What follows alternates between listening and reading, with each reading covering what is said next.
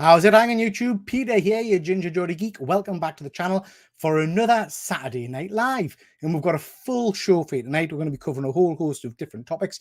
And as ever, I've assembled a crack team of YouTube superstars to talk us through things. So we'll start off with my good friend, James T. Keegan. How are you doing, James? Ayo. Ayo, indeed. Are you well? I'm very good, man. I missed you. It's been too long. Sick of the bloody sight of you. I mean, it's been like, what? 3 nights in a row or something? Yeah. No, mate. It's always good to see you, James, and pleased to have you here. We've got lots to talk about. So, next we've got another good friend of mine, Luke from Hydra Collectibles. How are you, Luke? I'm good, thank you. I actually missed the show, but luckily I have a time machine and I jumped right back to this moment. Is that right? Is that right? And that's in reference to the fact we're going to be talking about time machines. You're not allowed to talk about Lost when we're talking about time machines, right? That's okay. I have plenty of time knowledge that is nothing to do with Lost. Good stuff. So should be fun later on. Next, we've got, again, as I've said before, some YouTube royalty. We've got Charlie. How are you doing, mate? Sorry, mate. You all right? You're in the spotlight. How are you, Charlie? I'm good. I'm looking forward to this. Yeah, I'm looking forward to this. Good stuff. Good stuff. Always a pleasure to have you, Charlie. Charlie, obviously, from the Killer Comics show, which is an amazing show on a Thursday night here in the UK. So go check that out. And Charlie also takes part in my Art Attack show, which is always a bit of a lie. It was good fun this week, actually. It was very good fun. Yeah, it was. It's very enjoyable. We had Alex Cormack on, who's always superb. So yeah, good fun. Next, now Charlie, this might be a bit of a first for you. Have you ever shared a screen with a mole? No. I've shared quite a few things, but never. have you ever been side by side with something like that? God, look at that! Look at that! How are you, my friend? Are you well? What is up, my comic book foot? That's not mine. No, that's not you. That's just the other guy. All right. That's the other guy. Yeah. Actually, I'm good, mate. Speaking of the other guy, he is at a convention again today. So randomly he might jump on. Charlie, a couple of weeks ago, we had Efren over in the States at a Comic-Con. Yeah. And he literally jumped on with his phone in Kevin Eastman's face. Shouting, Kevin, you're live in the UK. He's live. Yeah, he's going to tell Chris Evans this time. Chris. Yeah, I was watching him a minute ago. He went live on Instagram, and then he just kind of shut down. Yeah, he's at some convention. He's always at a bloody convention. He's incredible. Right then, first time I think I've had him on one of these live shows. He's been on some of my shows in the past, but really pleased to see we've got good old Highland G. How are you doing? Good. Hey everyone. Are you well? It's good to be on. Yeah, I'm feeling good. So I've actually had a bit of an injury a month or two back, and that's what kind of took me off. I haven't done anything on my channel really in a while because of that. I basically done my arm in, and all the muscles that connect up to that part of my arm were just wrecked. Shot. So I've been off work and what have you, but I'm back up to kind of speed, back to work and stuff. So yeah, just be good stuff. To have a chat. Good stuff. So pleased to have you here, mate. And I'm hoping that you'll enjoy the show because we've got lots of geeky stuff to talk about tonight. And finally, we've got, again, YouTube royalty from across the pond. A guy who I've really kind of started watching a lot of his shows lately, does some amazing content. So please do check him out. And this is Rob. How are you doing, Rob? I'm Ducky, as always. Ducky as always. I cannot be YouTube royalty, for we do not have royalty here in the US. Well, yeah, so I might just be a CEO of some company grifting off of everybody else. The YouTube 1%er? I'm not even that. Well, so. Yeah, 1%. Okay. Charlie, you're a man of the world, and Londoners have a very unique dialect. Are you familiar with the term "I'm Ducky"? No. I got Scooby. I think Rob's trying to get it trending. He's trying to. I think he's probably got shares in it or something. Yeah, always nice to see you, Rob. So thank you very much for joining me. Now, before we get on with what we're going to be talking about tonight, I just want to quickly jump in the chat. We've got 18 people watching, which is fantastic. So we're joined as ever by our best supporter, good old StreamYard. Thank you for joining. He's feeling ducky. There we go. Yeah, we've then got probably one of my favorite supporters, a guy who's amazing, Fuzzy Dunlop. Let's go get. Oh, That's a bit rude. Yeah, we've got Fuzzy Dunlop. Nice to see you, Fuzzy. And Fuzzy has been tremendous for the last few days by sending me some images for tonight. So I love that when people who are watching actually take part and contribute to the show. So thank you for that, Fuzzy. We've got a comic show. Looking forward to this. Excuse me. I'm presuming that's you, Charlie. Yes. We've got Beckerman. Nice to see you, mate. Nice. Thank you very much. Beckerman sporting, I think, one of the superb images from the Shapverse there. Yep. Go check those out. They are superb. I know Beckerman, one half of the Comic Viking YouTube channel. Yeah, I know a few of you have been have been shapped, as it were. Nice. I want to be shapped. Have you not been shapped? I've been shapped. Not been One shapped, who's no. been shapped. We'll have to get Rob- shopped to I've start been paying shopped, attention to the UK and get ourselves some UK members. Yeah. It's tremendous. Great stuff. We've got Poke and Joe Comics Reviews. Thank you very much for joining. Oh, we've got Austin. Thank you very much for watching, Austin. Appreciate that, mate. Austin's, again, one of our USA colleagues who's got some amazing action figures. 168. So go check out his channel. We've got Mrs. Von Hoot. Thank you very much for joining. We've got Luke. We've got Ian Carter. Thank you very much for joining, Ian. Anybody else? Oh, we've got the Grey Man. Thank you very much for joining, mate. Always appreciate you jumping on. We've got Andy. Charlie could tell you a thing or two about wrestling. Yeah. Oh, I couldn't. Shots fired. And we've got Sean. Thank you for that, Sean. Hello, Dougie is a bit effeminate way to say hello. Ooh. you look like me. Nothing's effeminate. Very true. Very true. Okay, guys. So lots. I reckon I could take StreamYard this one. I think you're probably right, Buzzy. I think you're right, mate. You could take them. So, guys, lots to get through tonight. We're going to be talking the usual stuff, Geek Report, what you've been buying, what you're watching, and what you've been reading. And we're also going to cover crap covers and some time travel talk. We're also, at the end of the show, for those that want to take part, going to take part in a bit of a silly YouTube game. So my son got me to watch the Sprite Challenge earlier this week, which I've never seen before, and it was hilarious. So for those that want to take part, we'll do that at the end of the show. So we'll start off with the Geek Report, which is just where we'll look at some of the recent news and get your take on it. And we'll start with this. Original King in Black Null is back to kill Carnage and the Venom verse. Big fans of Null? Anybody a big Venom fan? I love the design.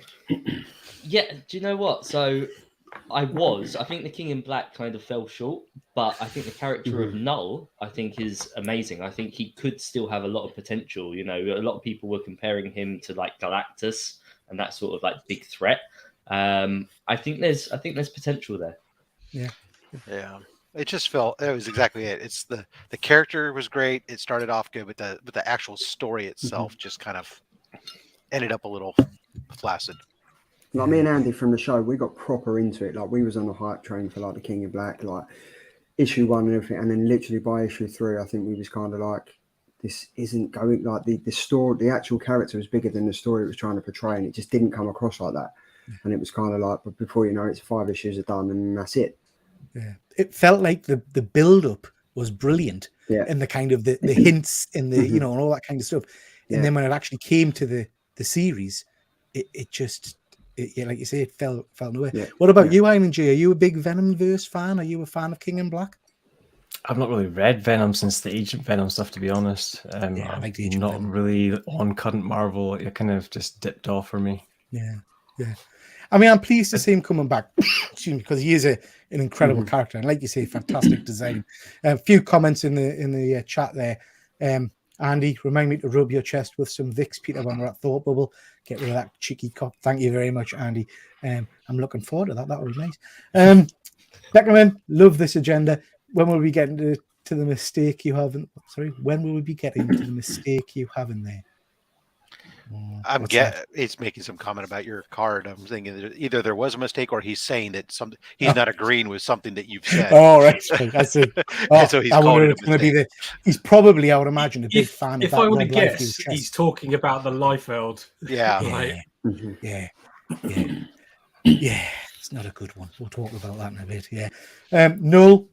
Okay. Carnage. Pants. Yeah, I agree. Fuzzy. Carnage has lost all kind of excitement for me at the moment, I'm afraid. I've been reading some of the recent stuff in Miles Morales, and it's just he's just not what I remember. I remember the excitement of back in the day reading those amazing Spider-Man issues where he kind of first made his first appearance and he felt like a kind of a tangible threat. Sure. He's been killed about 4 times since then, hasn't he? Yeah. Didn't Sentry rip him in half and stuff? And Yeah. King in Black was my first show with Charlie, all downhill from there. See what I mean? That was it. Yeah, that was it. Gary B, the casual comic guy, thank you very much for joining, Gary. Really do appreciate it. Okay, guys, so I think we'll agree that we're happy to see Null back. Do you want to see him in? Because it was hinted, wasn't it, in Venom 2? Those absolutely atrocious movies. 100%. Sony's looking at him and rubbing their little greedy mitts together and thinking this is our Thanos. So I'm certain he'll end up being the overarching bad guy if they ever get to that point with like Morbius and Kraven and the Spider-Verse stuff. Yeah. I think it'd be better as a movie character, you know. I think you'll be able to see more in depth of him and it can be darker than that. But yeah, I think it'd be better than it was in the comics. I'm hoping anyway. If it happens. I don't think it's anything against the character. I think it's the events. I think Marvel hasn't done a good event in a really long time. And I'm talking about like decades. I don't think any of them have landed. And I think if they had just kept the character within the main like Venom comics, he could have been a much better villain than trying to rope everyone else in. Yeah. I'm evented out, if I'm honest. I'm sick of events, and we're going to talk about another one in a minute. Von Hoot, were you trying to say something there, bud?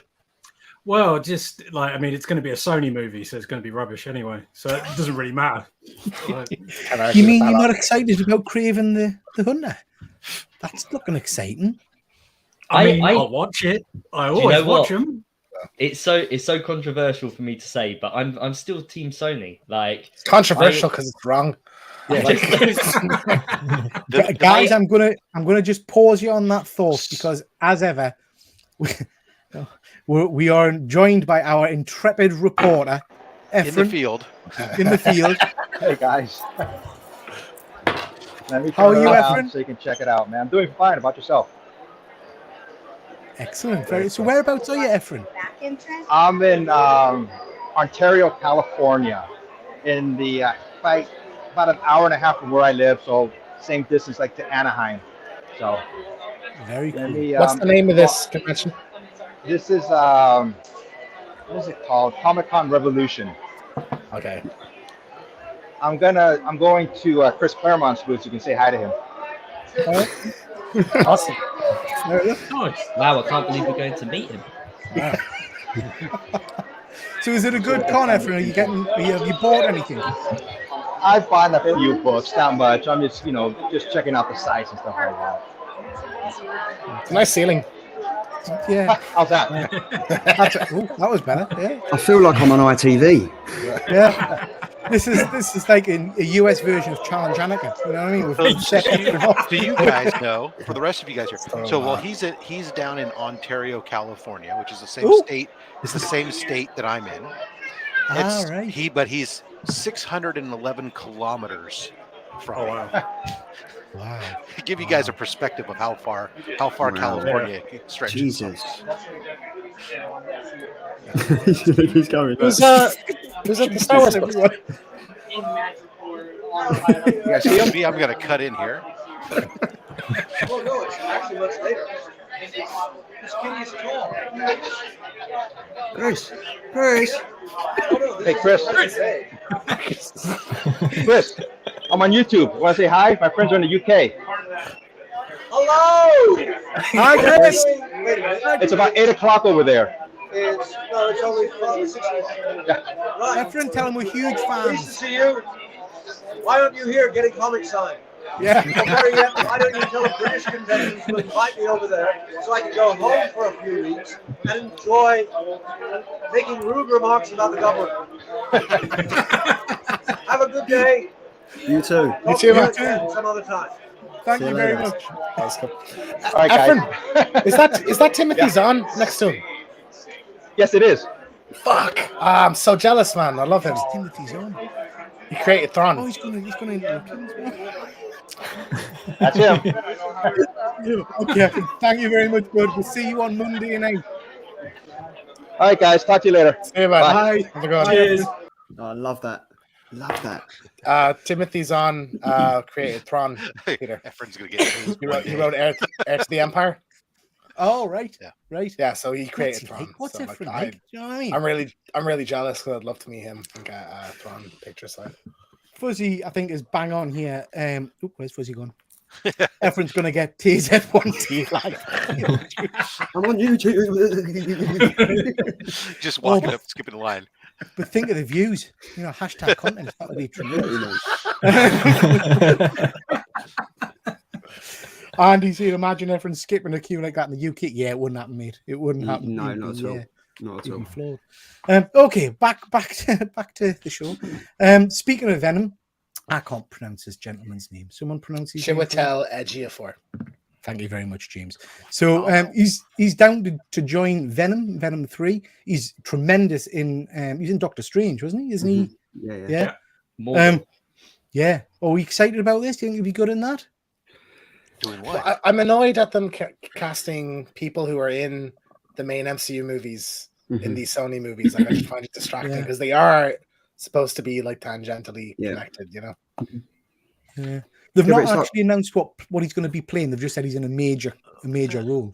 Then I can't get excited yet. But for me, it's like when Chris Evans played Johnny Blaze or Johnny Flame in Fantastic Four, and then he was Captain America. Like, I agree with James, that whole crossover thing, you either play one character or you kind of don't. Do you know what I mean? But I mean, Venom 1 I enjoyed. I enjoyed Venom 1. Venom 2 for me just fell flat. It just felt very rushed. I have no problem with actors swapping back and forth. I can totally and I have no problem with recasting actors rather than killing off these characters. I can. It happens in comics when I change writers or artists on a book. They appear different. I can deal with that in the movies. I don't need it to be the same person all the time or keep this weird film continuity. So I just don't need a multiverse. I just need to have separate movies. Yeah, that's like just separate good movies. Yeah, just make them good. Exactly. Why is it when Rob says it, everyone nods in agreement, but when I say it, I'm wrong? I say it with authority. We'll have faith in Rob. Do you know what I mean? Yeah.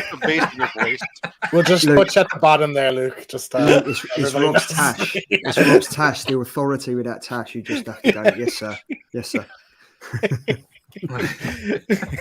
Good stuff. Okay, moving on. This is interesting. All episodes of Echo season 1 are going to drop on November.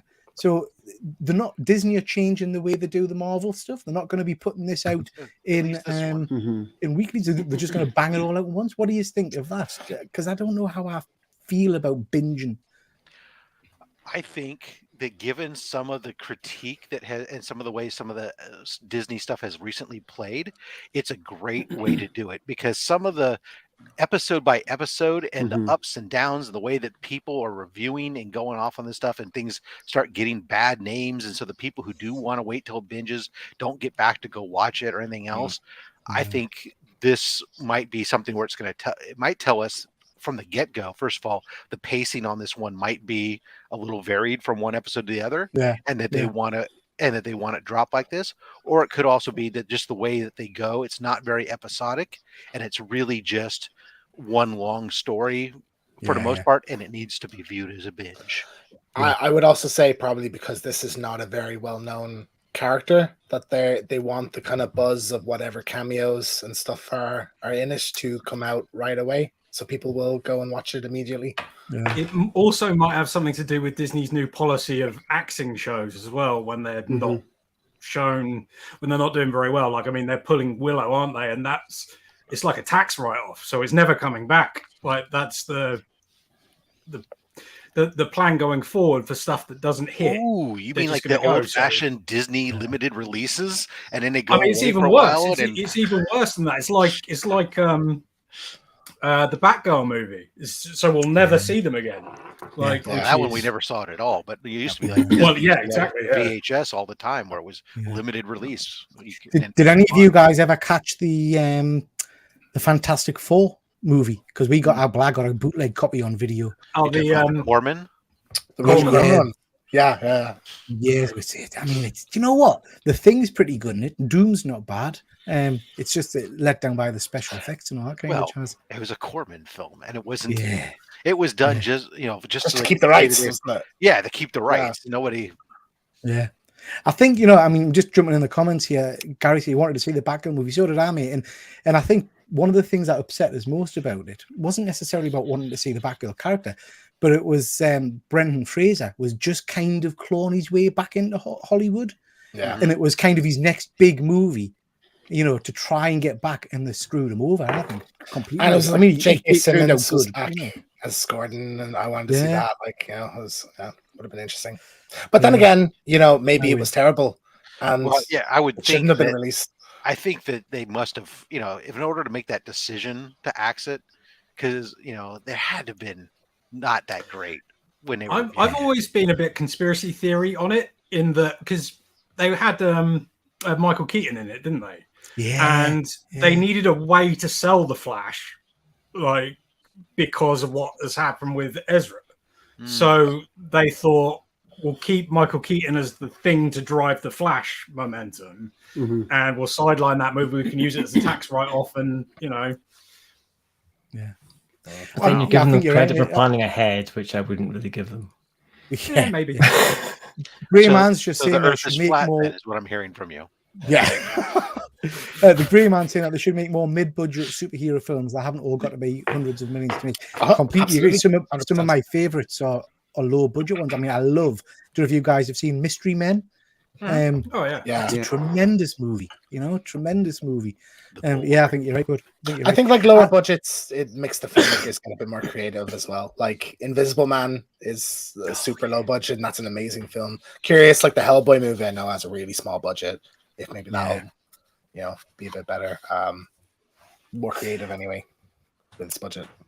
Beckerman's saying he's going to see an advanced screening of The Flash. We've talked about that movie here a few times, mate. That's the one that, for various reasons, I don't want to like. Because of the controversy with the lead character, but everything I'm hearing is it's superb, and I love the Flash. He's one of my favorite DC characters, so I'm excited for this movie. I'm all in, but just for Keaton. Yeah. And do you know what? The more you see in the trailers, the more I'm getting more excited. Charlie, are you going to see this one? Yeah, 100%. I'm like, it was the whole Iron Batman thing. I haven't really watched the Flash, the TV show. I've kind of gone onto the other side of that. So I'm like with the Superman and Lois, and I know Pete, you watch that as well. So I'm very much into that. But yeah, again, it's Michael Keaton. He drew me in, and I'm like, I want to see this film now. And I want that saccharine hit. Yeah, that's it. Yeah, it's interesting. I think a lot of people are probably going in with the same mentality that this is going to be a fantastic Batman Keaton film. But from what we're hearing, the Flash, Ezra knocks it out the park, which doesn't sit well in some regards. But I think it's going to have a lot of harsh and a lot of emotion to it. Like it's very deep and personal story for that character. Trying to save his mom. So I'm sure there'll be a lot of heartbreaking stuff in it. Flashpoint's one of my favorite comic lines, but I think it's going to be very different to Flashpoint. But yeah, I'm looking forward to it. I think it's going to be cool. Other Disney news: Richard Rider and Sam Alexander are going to be introduced in a dedicated Nova show. Rider will be mentor to Alexander. I'm excited about this. I do love the character of Nova. Both versions of him, to be honest. Nah. Grey Man, nah.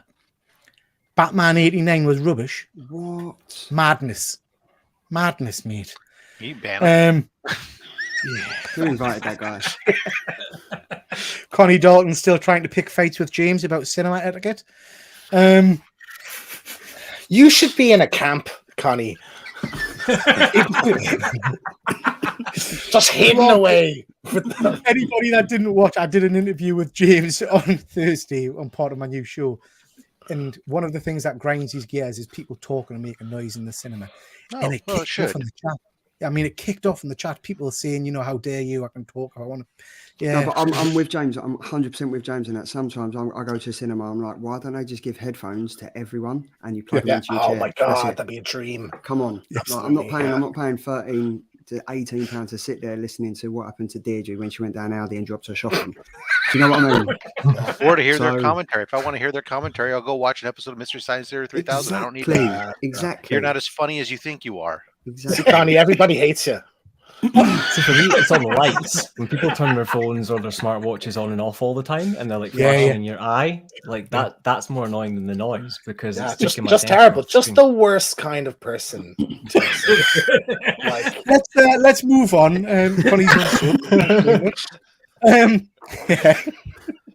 Okie dokie. So yeah, we've got lots of people talking about Nova in the chat here. I'm a massive Nova fan. Surprised he hasn't come back. I thought we were going to see him introduced in one of the Guardians movies. I'm surprised we never did. Yeah. Well, I mean, they introduced the Nova Corps in Guardians 1. Right. So I can't believe they didn't follow through with that. Yeah, and like the fall of Xandar is a big event that we just never saw. So I'm assuming they're holding that for like a Nova origin story. See, I found Nova more interesting when Xandar fell and he had the world mind, I think it's called, in his helmet, and he was the sole Nova. I think that's when he's more interesting to me.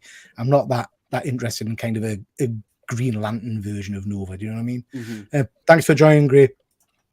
Yeah, Luke, you a Nova fan? You excited by this? I am. Yeah, I've been waiting for the character to appear in the MCU for a really long time. Kevin Feige has gone on record multiple times saying how much he loves the character and wants to introduce him. So I'm really hoping it's actually going to go somewhere and be worthwhile. Yeah, I don't know. I'm hoping it's the Marvel. I really enjoyed the Werewolf by Night. I hope Marvel leans more into that kind of shorter format, 1 episode, 2 episodes specials. Do you know what I mean? Oh, Beckerman, I'm with you, mate. New Warriors. New Warriors is my kind of childhood from when I started really getting into comics. Gave away a copy of New Warriors 1 today on the Only Slabs. Yeah, I saw it. Introduction of Night Thrasher, obviously. I love the character Marvel Boy. That's who Shap turned me into. So yeah, love that series. Next one was sent in by Fuzzy. Just to make you aware, this is more really just kind of people to be aware, really, that there's been a serious truck accident for Diamond Comic Distributors. They've not said how the people involved are doing, but basically a lot of Marvel comics and IDW books that are meant to go out next week are probably going to be pushed and delayed because they've not managed to reach the shipping. Obviously, awful for those involved, so very, very sad about that. I mean, I presume that will, well, it can't really impact on the digital release. So you'll still be able to get the books digitally, I would imagine. Yeah, it wouldn't affect the digital release, and it's only going to affect that region.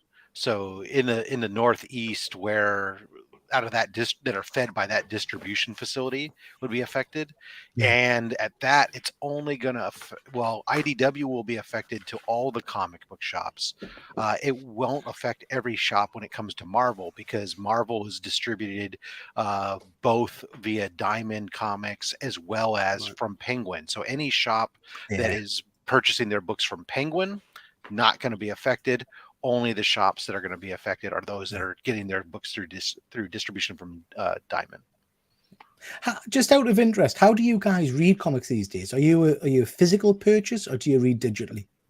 Charlie, how about you? I read, well, it's a bit of both. Like if I like the comic art and I'm reading the comic, I'll read both. But like it's just so easily accessible, and especially where I'm traveling quite a lot for work.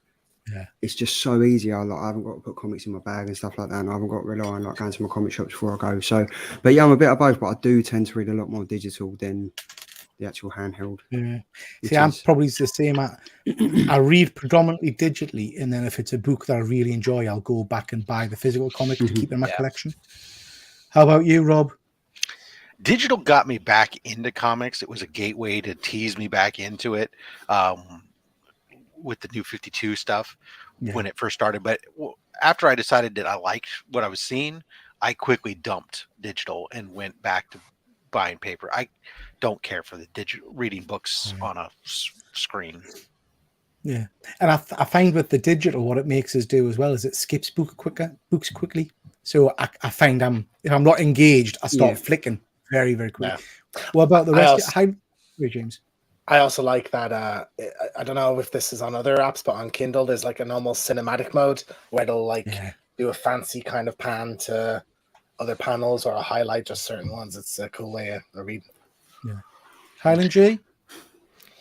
Primarily, I like collected editions. So ideally, I wait for the Yeah. final kind of collected edition. But I tend to read in trades. So I'll buy a trade to try something out, and if I like it, I'll buy the next trade. And then if I'm like maybe 2 or 3 trades, then I might wait until the sort of larger edition comes out. Yeah. I've tried digital. I buy Humble Bundle and stuff, and for certain things that only gets printed like really small, like say Lone Wolf from Cub, to read that on an iPad's really cool. But to most comics and things, I like the physical book. Like the thing about a book is you can tell which page you're at by just a glance. You can feel the physical thing in your hand. There's just something about that that you don't get digital. Yeah. No. There's that very famous Stan Lee quote, isn't there? And I don't know if it's really true or if it's just been attributed to him, where he was asked at a convention about whether digital comics were going to replace physical comics, and he said they're like boobs. He likes to look at them on a screen, but he'd much rather have them in his hands. I hope that's real. I can imagine it. Yeah, I can imagine. How about you, Von Hoot? I know you buy a lot of physical comics, but are they just ones that you collect, or do you actually read in that format? I am 100% digital. Like when it comes to reading, I don't read physical at all. And this goes back to when I was first collecting all the way through to when I finished collecting the first time at the early 2000s. I really got anxious with physically holding the books and worrying about damaging them and all that. So now I don't even concern myself. I just put them to the side and I get the digital. I like to have a physical copy of everything that I read, really, but that doesn't always happen, you know. That's the idea. Yeah. The other thing I find with physical, if you've got 1 or 2 books, is that if you've got the 1 or 2 books sitting there, then you kind of have to go and read one of those 2 books. If I have a digital collection, it's almost overwhelming, and you don't know what to go into sometimes. Yeah. It's like when you rent a DVD, you'll watch it, but if you have Netflix, you'll be sitting there all day thinking, what do I watch? Yeah. Luke, how about yourself? Yeah, so for relaxing, for my hobby of reading, I like physical books. And I like them even more when they're old books. You know, I love the feel of an old book, the paper quality, the smell, everything about it. But I will read digital books when somebody recommends something to me. So if somebody's saying, oh, you should check out this latest book or something else, I will actually go and try it out digitally before then deciding if I like it or not. If I like it, I will go out and buy the book. I'm a smeller as well, mind. I like to sniff me books. I don't know why. It's just kind of one of the first things I do. I have a bit of sniff your what? Your books? Well, or going, your books? I got confused. Both. Old books, not the new stuff. Going back to what Von Hoot was saying about like the anxiety of damaging a book. You know, I'm completely the opposite. I have a lot of old books, even from like the 50s, and I still get those out, and you know, I'll happily thumb through them. You know, and I like experiencing the book. Yeah. Well, do you know what? Like, so Andy, if Andy's still in the chat, he'll tell you this. Jock turned around and said, like, a comic book is meant to be read. It's meant to be rolled up and shoved in your back pocket, pulled out and read. Like, that's how it should be.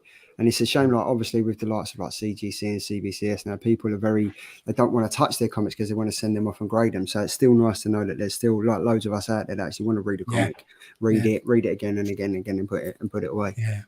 So I'm kind of a mix of everything you just said, really. So I read a lot digitally for speed and to check titles I've not really heard of before. If I like it, I'll buy the physical first issue, but I prefer to have collected editions. I like complete stories. I like I love my absolute editions from DC. But the problem with that is you start to very quickly run out of space. You know, they do take a lot of space up on the I can't read like a thick omnibus. Like for me, it's too awkward. Like I'm not the sort of person that's going to lay it on the table and lean over to turn and read each page or have it on my lap. I do like the single issues. And like Charlie says, you know, I like just being able to throw a comic around the place. You know, I've got young kids now, and I happily leave books out for them to read. You know, they're at the age now where they're reading, and as long as it's age appropriate, I'm more than happy for them to experience that and hold the book. So when you get your SpiderMan 1, you'll be happy for the kids to hold that? Well, yeah, at some point. I'm not, you know, Don't lie. I've got a video. 40 years from now. I've got a video on my channel going through my first 100 Spider-Man books from issue 3 onwards, because that's what I had at the time. And my daughter's holding the books and showing them off and everything. I've got no problem with that. Like Charlie said, comics are meant to be read, toys are meant to be played with, and I'm a big believer of all of that. My whole collection, as long I'm very lucky as well. My kids understand that these are daddy's things and they treat them nicely. But I'll happily let my kid play with my stuff. Like he's good. Unless that cover's hanging on by a whisper. I mean, come on. Yeah. No, there's always exceptions to the rule. My daughter, for example, has her own True Believer versions of comic books, and she can do whatever she wants with those. She can cut them up for all I care. As long as it gets her into the hobby, as long as she likes the characters and wants to read the stuff. Well, speaking of your favorite character, Luke, SpiderMan. We talked about this last week, that the teased Fallen Friend 1, and I thought it might have been referring to Daredevil dying. This is the next Marvel event, and then it's all gone a bit mental this week. So there was a leak of the image of who they're actually gonna kill, and then rather than kind of ignore the leak, Marvel just went, "Oh, do you know what? Fair enough," and started pushing all kinds of stuff out. I was pretty shocked with this. I read this on the train. I was like, "What?" So they've pushed the cover out. It's all over the news outlets that they're going to kill Miss Marvel. This is just meaningless, though. Yeah, because she's not going to be dead for like this. I hate this. It's they announced her as being a mutant in the TV show, so she's going to be revived on Krakoa and it's going to become canon in the comics. And this is just a cheap little stunt before the next movie comes out. This is really lame, and switch her from being an Inhuman to a mutant. It just kind of screams an excuse to make the comic match the show, right? Yeah. But do you think they've done this because the Spider-Man comics have been so rubbish as of late? They've been coming out like thick and fast and stuff. They needed something to push it, and this has got the hype for train 500 going. issues. They have been. No, like the one shots and stuff like that. Like I'm not a Spider-Man reader. Like I think some of them that are coming out recently are pretty rubbish and stuff. But I mean, Jack's got it linked. I think you're right, Charlie. The Spider-Man comics are cack, and Jack's right. This is to tie in with the movie. Surely, this is But does anybody care anymore about death in comics? Does it matter at all? There's very few deaths that matter in comics. Some of them, those that do, though, there are some of them that have been lasting and have mattered. And even when, like, for example, Gwen Stacy, even when that one has sort of been not really undone, but sort of undone, it still matters because it does carry. But unfortunately, the vast majority they're far and few and in between that matter. I've been surprised actually that like Alfred's death hasn't really mattered as much, as it has. Or he's coming. Is he formally back or is he coming back? He's been dead. I mean, he shows up in some other stories that are like out of time sequence and whatnot. But I mean, Alfred's the main storyline continuity. He's still dead. I read, I think I picked up one of the recent Batman issues where Batman's in an alternate reality. And he's made friends with Alfred. So I'm kind of predicting that Alfred from that reality will be coming back home. And I like the status quo with him gone for now. And this was interesting in terms of, I'll go to the other side first. Massive 3,981 piece Lego Batcave announced. I friggin' hate Lego. Is there any Lego collectors on the screen? I mean, Von Hoot, I know you're a Transformers man. Because I'm obsessed with Optimus Prime, I bought that Lego Optimus Prime. I seriously considered jumping out of the upstairs window at one point. I hated every second of building the friggin' thing. Are you guys Lego collectors, builders? I love Lego, yeah. I love Lego, but for me, Lego is something that I do myself. Like the kids with their Lego is one thing. If I want to relax or unwind, I love sitting there with a decent Lego set and building it and then putting it up on display somewhere. To be fair, most of my builds are up in the loft at the moment. They're fully built in boxes and then put up into the loft because I've got nowhere. So your kids aren't allowed to touch them? No, they are. They are absolutely. Again, it's all to do with in my house. My kids have their toys, and then there are my toys. And if they ask if they can play with my toys, I always say yes. They are allowed. Very few things are off limits. but they know that it's mine and to be careful with it. And you know, heaven forbid, like if my son or daughter breaks a piece of Lego, I mean, fuck me, I can rebuild it. It's fine. Yeah, I just find it so irritating, Lego. I haven't got the patience for it. I've procrastinated. I've had one Lego set, and I've procrastinated building it for about 1.5 years now, and I still haven't built it. Rob, what you saying, mate? I say Lego I grew up on Legos, but Legos when I grew up on it was a bucket full of Legos, and you built toys that your parents wouldn't buy you. So I built Transformers. I built mask vehicles and stuff, and because my parents wouldn't buy me those things. What's happened is Legos today are now essentially, they took over for the old model kits, the Revell model kits and stuff that we used to build as kids, where we had our plastic and that glue that you weren't supposed to sniff and all the other stuff, and built those things, and you put those on display. Now that's what Legos is. But it's not even that. It's a fancy jigsaw. There's no glue. There's no paint. Yeah. When my kid plays with Legos, all his Legos as a kid life has been these kits, and him and his grandpa build them. And then they put them on display in they have a room full of these displays. And when I bought him a bucket of just raw, crazy Legos, he's like, "Oh, I don't know what to do with these. No imagination." This was the irony of the Lego movie, because the Lego movie was a big push of like, use your imagination, build what you want. And then they released sets based on the stuff in the movie, and it just completely contradicted It's itself. very hard to find just buckets of just random Legos without going to Legos. Yeah. We've got even standard Lego though now. There's like 16 colors and 15 million different shaped bits. Like it's not Lego anymore. It's like the Meccano and Lego and a whole bunch of other stuff mixed together. So like Lego used to be, you have to build with these basic blocks. It was kind of like pixel art. You know, you've got to create it within these limitations. It was now you can literally make any shape you want. I mean, there's little frogs and like all these other little shapes that were never existent before. So, and while I do like my kind of little bonsai tree that I've got in Lego, personally, I would break up the kits and just throw them in the box with everything else, and that would freak everybody out for the value. But for me, it is just another Lego brick. So Von Hoot, you've just showed with the Optimus Prime there. Why is that still in its box? I don't want to make it. That's why. I don't actually like making Lego. Like the other two, Mrs. Von Hoot and Badger, love making Lego stuff, but I don't. It's not my best friend is obsessed and has amazing sets, but also really imaginative. He is somewhere in between what you guys were talking about. Like he'll have across things. He has like the massive Daily Bugle set, but he has like the Fast and the Furious car plowing out the side of it, that kind of thing. Like he's built a whole world up, and it's remarkable. I love looking at his sets. They're so detailed and amazing and full of imagination. I just don't want to do it myself. It's just not for me.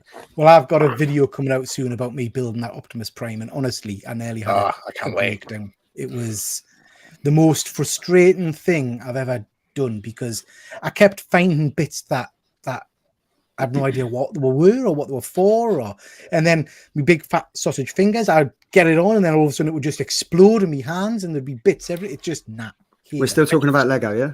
No. Moved on to me sex life, Charlie.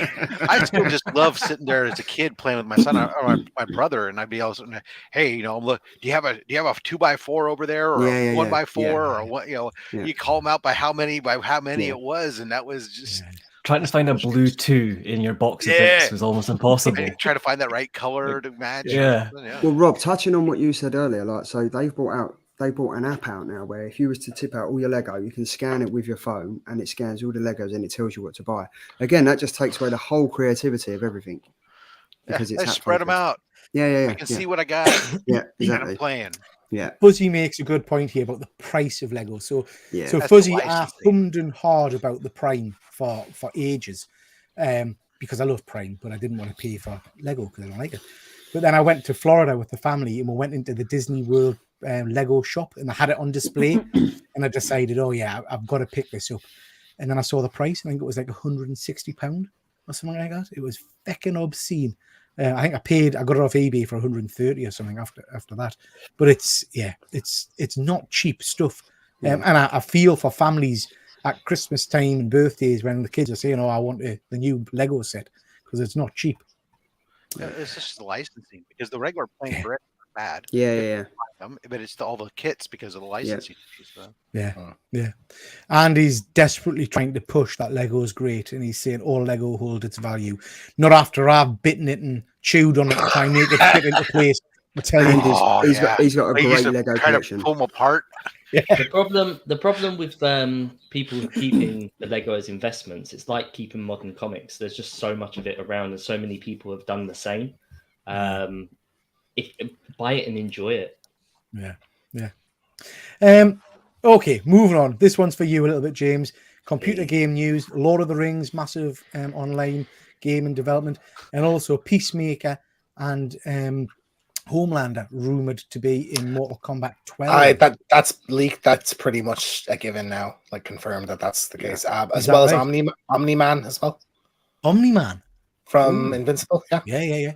So pretty those three. So like Mortal Kombat has a long history of like guest characters in their games, like Freddy Krueger, Leatherface, and the Joker is in the last one. So yeah, like not surprising. And these are three kind of violent characters, so I think they fit into it quite well.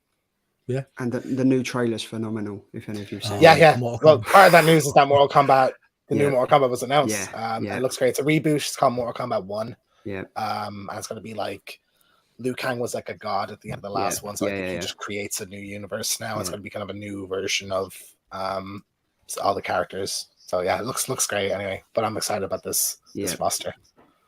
Highland G, you're a gamer, aren't you? Yeah, I look at Mortal Kombat. I've got 11, I think it's the last one I picked up with all the little kind of expansions and stuff. It was actually somebody gifted it to me, and they were watching my YouTube channel, and they like kind of give you a game, and they gave me Mortal Kombat, and I was like, awesome. Look at James's face, the rage. Nobody gives me anything. James's gaming. I think they worked for like Warner Brothers or something, so they said I could have it on any platform as well. They were just like, so I was like, sweet. Rob, are you a gamer? I think we've asked you before. Sure, sometimes not as big by people's standards today, but so I mean, if you're still talking about Mortal Kombat, I mean, I don't know, I'm still stuck on like the original stuff. I got like some little chintzy thing. I don't care. I never sunk enough quarters in it to be good. So too many buttons. I had 6 buttons. My joystick had 1 when I grew up. I mean, come on. I don't even have that. I don't even have 6 fingers. How am I supposed to do that? You play the Old Republic though, so are you excited about it? From an online standpoint, when I see them say something about that Lord of the Rings, I go, didn't they already do Lotro? Yes, they did. Lord of the Rings Online has already been out there. Yeah. Charlie, you're a computer game guy. You've just picked up a new handheld device, haven't you? Yeah, I've literally picked up a Amberneck 353 XX, and it's wicked. Honestly, I can't shout about this thing. It's literally, James, it is this little, I take it everywhere I go, right? It's this little retro gaming console. Oh, right. So, yes. And it's just basically an emulator, but it's fantastic. Like, I'm literally living my best life, playing it everywhere, taking it everywhere I go. So, yeah. Yeah, good stuff. Good stuff. Right, guys, I'm just conscious of time, so moving through. This is interesting. Luke, you sent us this, that Disney are starting to remove some of the shows that they've invested a lot of money in. Willow, I didn't watch this, but I know it didn't get favourable reviews. And Why the Last Man, I did watch half of that first season and gave up, I think. What do we think about Disney pulling some of those shows? Is it something to worry about? Luke, sorry, you've sent it to us, so what do you think? Yeah, so like Von Hoot was saying earlier when he brought it up, it's the beginning of the end, really. You know, this is a tax write-off. There's a difference between this and the original Disney Vault, where they might take something away and just keep it for a while and then re-release it elsewhere. This, on the other hand, is literally, it is now gone. You know, they are writing it off. They're going to get a massive amount of money back from it. They're also going to save a lot of money from not having it on their streaming service. And that's it. It's gone. And without physical media, it will be gone forever. Now, obviously, you've got all your dodgy websites that people can download from and stuff like that. So it will exist in some capacity out there.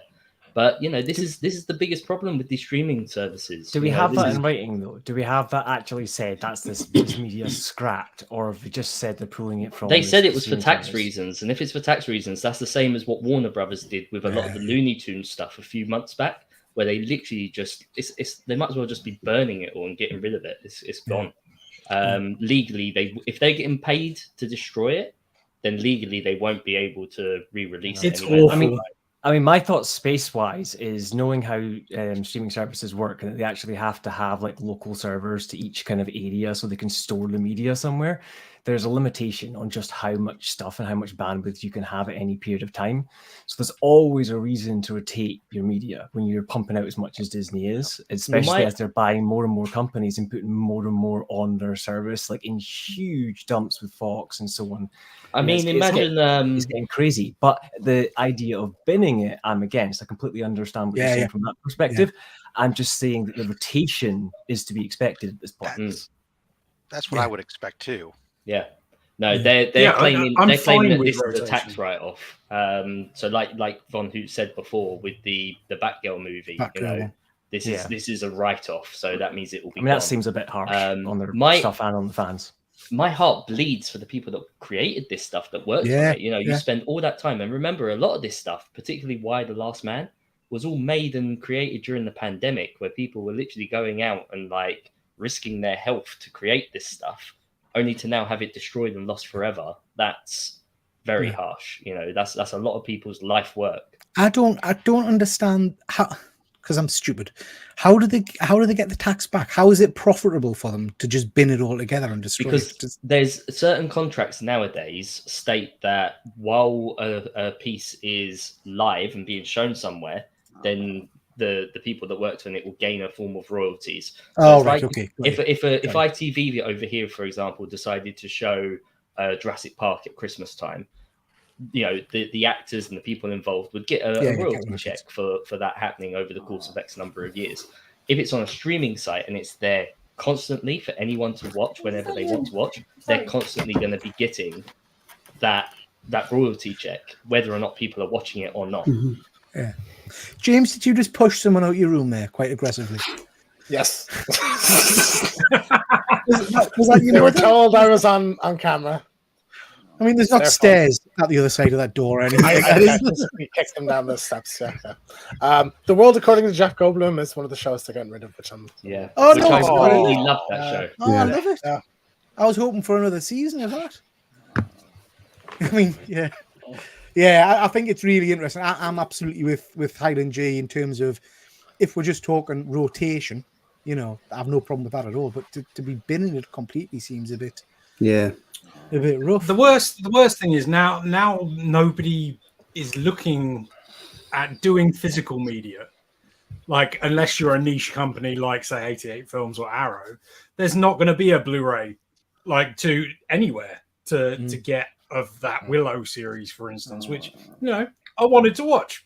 I didn't watch it because I'm an idiot, but like I wanted to. So I have not watched it either. But it also makes you wonder just how many random things they're going to do now that are just going to be like throw at the wall type projects, because if they know they can can them and get the money back, then they can just keep throwing random things out there till one sticks. Well, the thing is will they, I'm not saying anytime soon, because I know people will go, they'll never do that, but will they start getting rid of some of this MCU stuff or the Star Wars stuff and thus make gaps in everything that's going on?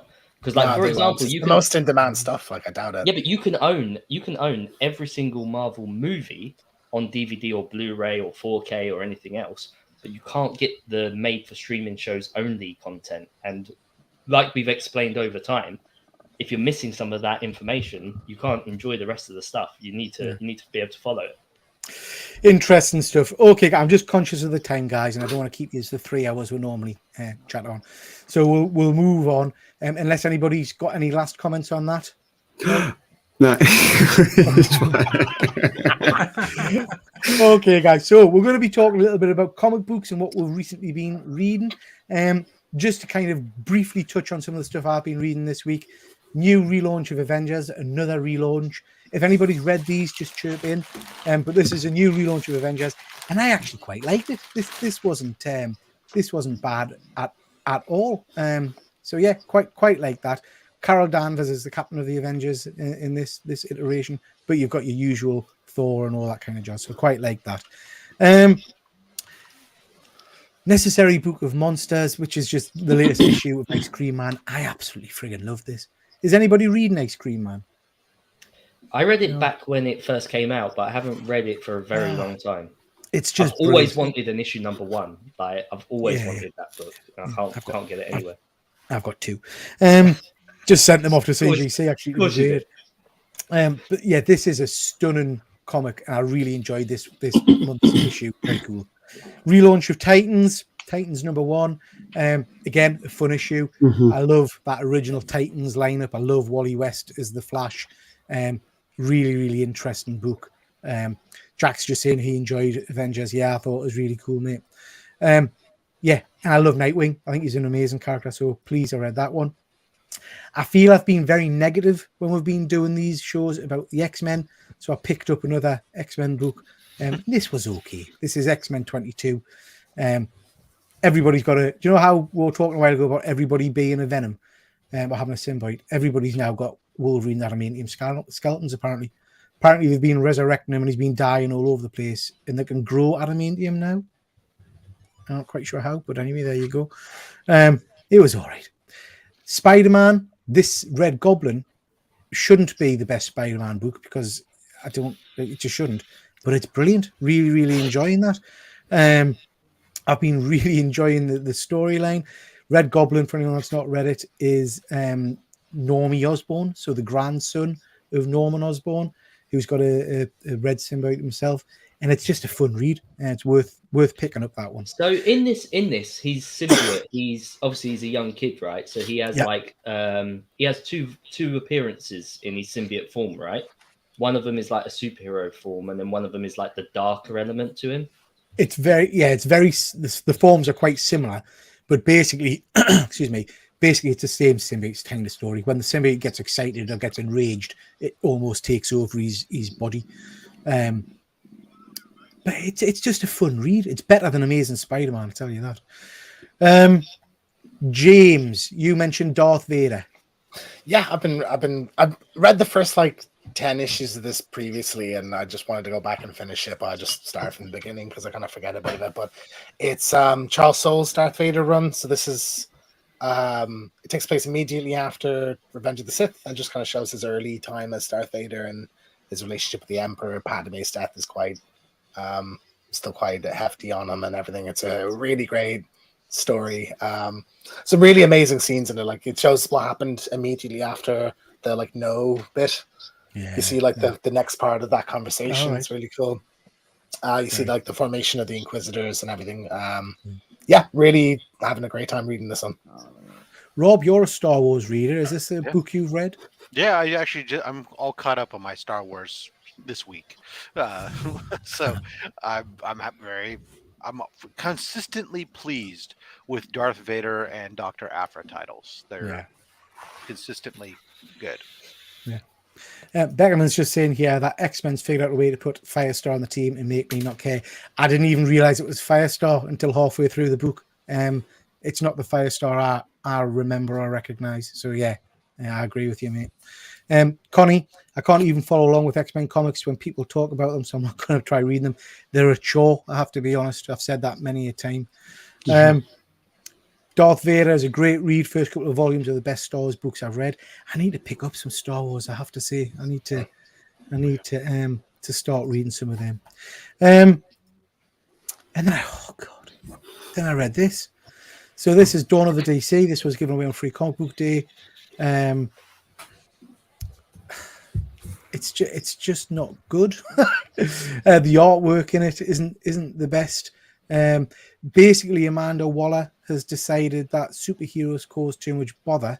So our response to that is to get all of the DC villains into a room and say, tell you what, guys, if any of you off a superhero, I'll give you immunity and all of your past crimes are cleared. It just makes no friggin' sense. It's just ridiculous. And the artwork's not the best. Anybody else been reading anything they want to talk about? So There is a comic. Go on, Luke. You go first, son. Go on, mate. Go on. Go for it.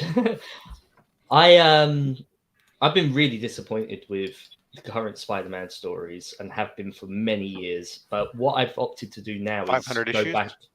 Yeah, about that. Yeah. So what I've decided to do is go back and read a lot of the other stuff that I've never read before. Right. You know, all the little spin-offs and all the other titles basically that aren't Amazing Spider-Man. And I'm really enjoying them, to be honest. You know, one that I've started reading this weekend digitally while I check it out, and now I want to buy it physically, is volume 2 of the Renew Your Vows story. Obviously, I had the Renew Your Vows story as part of the main run, which I actually enjoyed, but that was only like 5 issues. This is now like 23 issues, and I'm about halfway through. But this is the Spider-Man that I've always wanted. You know, this is a grown-up Spider-Man with a kid, you know, teaching her the way of being a superhero. It's great stuff. The only weird thing with that is that, like, halfway through that series, they time jump, and the kid goes from being like a elementary school kid to a high school kid. Yeah, so I've noticed that with the covers. I haven't got that far yet. It's just all of a sudden, it's like an abrupt shift after dealing with Mr. Sinister, but it's such interesting run. I'll have to pick that one up. Hallows Eve's very good as well. I've mentioned that a few times. That's a more modern mini series. That's pretty cool. I've just realised what I've been reading this week, and it's been in my head. Like, I know I read something. I just couldn't remember what it was. I've caught up on Miles Morales, and it's like, I really like it. It's back to being my favourite-ish Marvel title, because it went a bit rubbish towards the end of the last run.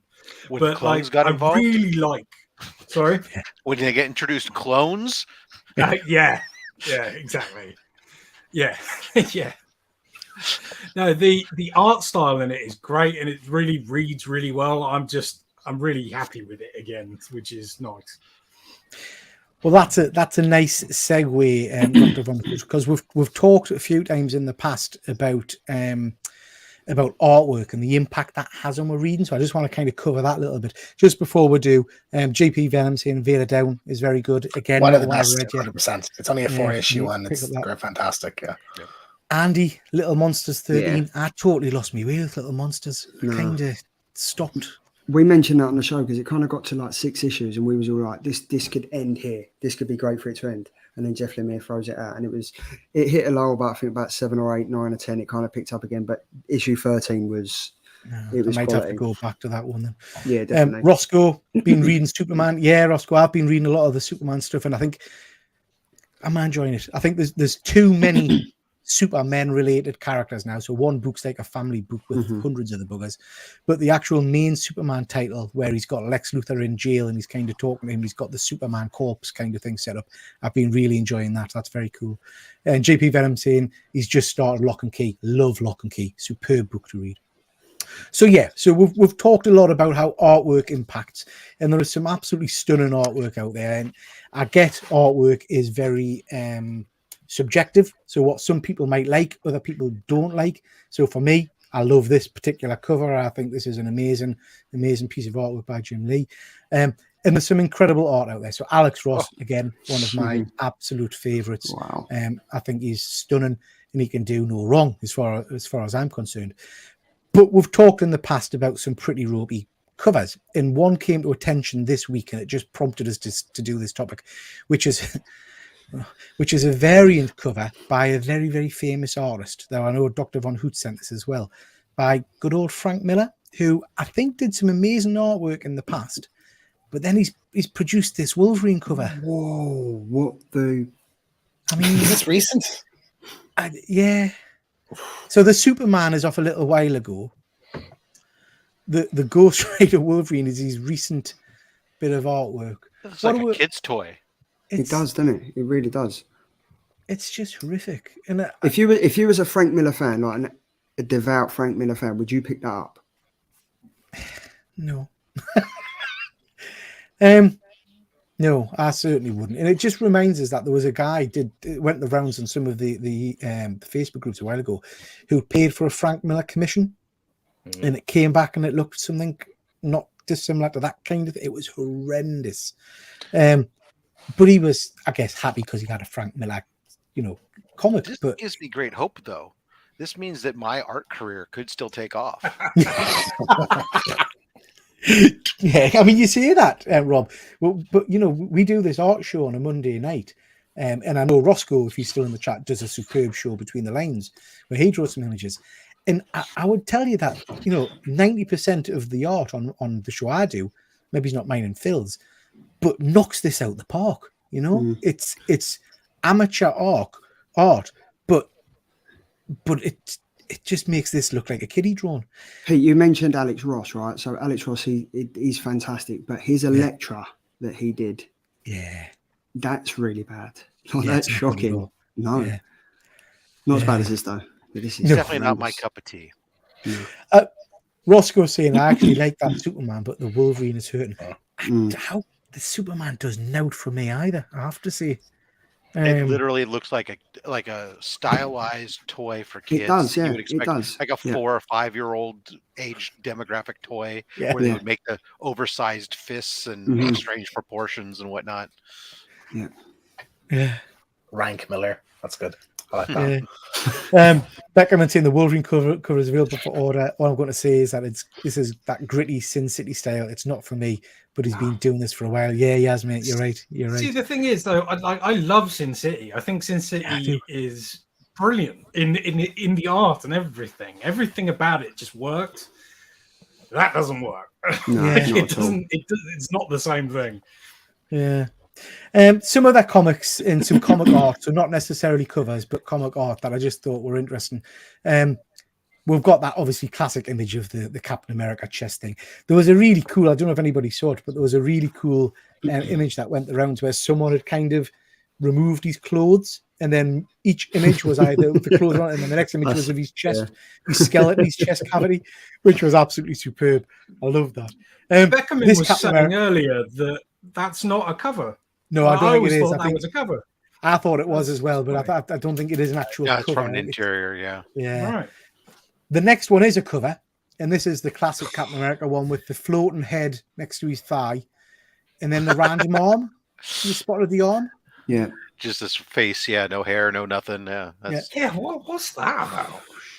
The funny arm underneath, which is Is there context though for that? Is that a character like a character that turns invisible or something? Yeah, it's not even the whole arm. It's just from like middle. Yeah. It's not shadow. Working like they go through things like or something. Thing is making a cameo from Addams Family into Captain America. Yeah. And then the next one was, I can't remember who sent this one. I can't remember. Me. It was you, Von Hood.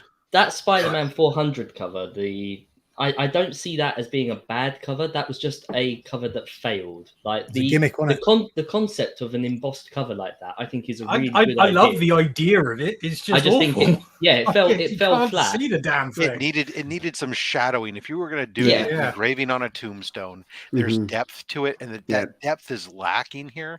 And a little bit of light shading would have set off so you could read it, and everything else would have made it great. Yeah. I would like to run some pastels over that though. Yeah. Matter of fact, the shading that's on the non-embossed version of this cover, if that had carried over to the embossed version, would make it fine. But of course, what you could do is you could take this cover to a convention, find a Spider-Man artist, get them to do all the shading. There you go. Get it signed, send it off to CGC, and you've got a perfect book. I mean, I remember having this one, and I quite like. I got very into me, and we'll talk about it at the end. I got very into me kind of gimmick covers back in the day, me holograms and me, all that kind of jazz. But yeah, it's an interesting one. I had it as a kid, and it just drove me insane.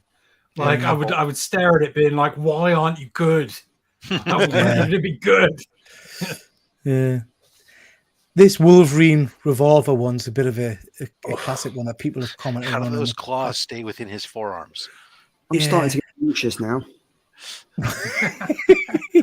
It's the face. It's an interesting kind of squashed teeth. I don't know what. Yeah, it's an interesting one. The center one, this Superman, is kind of, if you I go like this online one. and look at dodgy covers, this one comes up. I like that. I think I that's like it too. Yeah. I think it's cool. It's stylized. Like it's not. Yeah, It looks like Stan from American Dad. Yeah. But yeah, but I the guess neck's that, a this bit is wide for his head. this is kind of the point I'm making, that art is very subjective, isn't it? And, Yeah, and of course. people have put that as a bad cover, but I quite like it. I hear what you're saying, Highland G. His neck and The one on the things left is- reminds me of like, it's not a character called like the Pit or something like that. It's got like massive teeth. Yeah, yeah. I'm just going to quickly. The Jay Leno Superman. Yeah, just going to quickly jump to the comments because we've got some images. Beckman's saying that Captain America image, I think, is a promo actually. And I mean, I don't know the full story, but I'm pretty sure there's an image of who's the guy from Youngblood, the rock guy who's basically the Thing. There's an image of him which is very, very similar, and they're not sure if he kind of quickly did the two or whatever. I'll say the same thing I did for Frank Miller. It's Layfield style, not for everyone, but he sold a lot of comics. Yeah, absolutely. And for us, some of us that came at the hobby in the 90s, agree, mate. And like I say, it is everybody's taste is different. I quite like some of some of Rob Layfield's earlier stuff. But yeah, it's good stuff. Wee bit of acetate, and it would be sorted for the graveyard cover. Let's have a look what else we got. Dead Man, John Romita Jr. should just retire. I have said many times he is definitely not his father. Yeah. If Peter brings up a Jock cover, I'll riot. I wouldn't dare, mate. I wouldn't dare. Jay Leno. Jay Leno, Superman. Now you've said that, I can't unsee it. So thanks right. for that. And welcome, Comic Book One. Thank you for joining. Stretch Armstrong, Superman. He's got a jawline like Buzz Lightyear. Yeah. Beckerman. Bad Rock. Yeah, that's the character I'm thinking of, mate. That's the character. So I'm probably in the minority here. I like my comic books looking the old school way. Like, I get that there's a lot of these great artists out there, and I love Alex Ross as much as the next person. But I think there is a really big difference in that sort of level of painting artwork to like a drawing. Like, I love those old Spider-Man and Daredevil covers that were. To explain, like, one's a drawing and one's a painting, it might not be right, but that's how it feels. And I miss that old style. It's the same reason why I like my comics to have the trade dress. Like, I like my comics to look like comics. Yeah, see, I absolutely adore Alex Ross, and again, just to labour the point, it's all about personal preference. But I know the guys on the Nerd Herd reviewed some of his work. Kingdom Come or Marvels, I think it was. And there was a lot of comment about the fact that it looks painted. It doesn't look like it's got movement and things like that, which I disagree with because I think it's stunning to look at. But I can see where they come from. It is like a beautiful painting, I guess. These ones are interesting. This is, I'm not sure what's happened. I've never seen that Star Wars one. I'm not quite sure what's happened to Han Solo there. That's not. I never want to see that again. Looks like a tentacle monster. The lighting on that ship is weird. The way that shadows are cast. I guess it's interesting as well for me in that these are massive properties. If we look at the Wolverine one and Empire Strikes Back, who's signing off on these covers, knowing that this is a massive property. Han looks like he's been chugging back the blue milk a bit too much, I think. Yeah. And then this center one, reminders of the artist again. Is it whom? That was a time when Peter Parker was really into corsets. He thought that it wasn't just for women, and he had also undergone the neck lengthening with some rings, and had just got them removed. Also, lastly, he had dropped an anvil on his foot and had smashed it out flat. So it totally makes sense. It's no. And one of his arms had atrophied. It looks like Mr. Fantastic stole his suit and then got beat up. Yeah, but you see, I know. I'm sure I can't remember the artist. It's Humbo Ramones. I can't remember. But I know Ben, the attention-seeking geek, is a huge fan of his art style, particularly in some of the XMen books. It does nothing for me. I just find it weird. Yeah, not. I my mean, cup to of be tea. fair, it is fascinating. You could look at that for ages. Like, I mean, it's not necessarily good, but It's not Humberto Ramos, is it? Is it Humberto Yeah, Ramos? I think so. He I think does so. Strange Academy and stuff. Yeah. The Catwoman one. I can't remember who sent that in. Was that one of you guys, or was that one of the? It might have been Fuzzy. What's wrong with that one? Her neck needs. She didn't say chiropractor. Her neck is off center from her shoulders, and I think it's the proportion of her buttocks as well. well, I that's don't just see anything wrong with there's that. nothing wrong with that. Yeah. That's fine. Yeah. me introduce you to Book Star her Wars: The spine Old to be at that Republic. In angle, that but video yeah. game, every woman has a bubble butt. We'll let that one pass. Now, Luke, you sent in this picture from Amazing Spider-Man, and I'm going to start off by saying I think you're mental. I quite like that. I also I love this one. Yeah. So I sent this because of this exact reason. So there's a story behind it all, right? You know, this was like the photograph image of a guy who regularly attended events with Stan Lee dressed as Spider-Man. And the whole idea of doing a movie or a series with the character, this was all going to be used. I'm not against that. What I have a problem with is that it stands out in amongst the collection because they only ever did one. Right, got you. And when you're a collector of Spider-Man like myself, and you know, even me talking about the old art style, it's just so jarring to look at. You know, when you have them all lined up. Say if I was going to do a wall display, much like what you have, Peter, and I would have all of those issues all lined up. That is just so jarring, and it's not because it's bad. It's just it doesn't fit the rest of the collection. Yeah, got you. That's fair then, I think. Yeah, I hear what you're saying there, Luke. I hear what you're saying. But it's not a bad cover. It was just it was just OCD. a weird, it was like a weird concept that, like, if they had done a few of them in that style, you know, like nowadays, if they were going to do a photo cover, they would do a series of them, right? Yeah. This was just like a complete one-off, and it's smack bang in the middle of like this whole story arc that's going on at the time, and it just doesn't fit. It just seems odd. So it's just not necessarily a bad cover, but it's just doesn't fit in the collection. Just before we move on to the next selection, just want to quickly jump into the comments. Deadman, JJ, John Romita Jr. Wasn't too bad back in the day, but now he isn't, right? I too enjoy Man Without Fear. Yeah, there's a lot of criticism for him, isn't there, at the moment? Beckerman, just remember in the early 80s, there were a large number of fans saying Jack Kirby should retire and stop doing comics. Taste change, fads fade. Yeah, absolutely. Comic book worm, I think she's at the chiropractor. I think you're probably right. Beckerman, the humiliated Kirby at SDCC in '82. Screw pro. I didn't know about that. Oh, you'll have to drop us some details about that. I don't know that story. The worst comic book covers for me are Norse mythology books. Does absolutely nothing for me. He's right. There's not a lot going on there. Yeah. Rob, you sent the center one. Yeah, it's just there's too much going on. I mean, I understand it's an annual and there's lots of different stories, but given that already between the 10 speed and the trade dress, we've taken up a third of the title, we've condensed everything else there. It's just there's just too much going on, and so too busy of a cover in my imagination or my perceived opinion when it comes to this cover. Just makes it awful. It's an interesting one because it's a key book as well. First piece of Rogue. But you're right. I agree with what Rob's saying, but one of my favorite covers is Spider-Man issue number 4, which is done in a similar panel format with Sandman. Right. But there's not as much.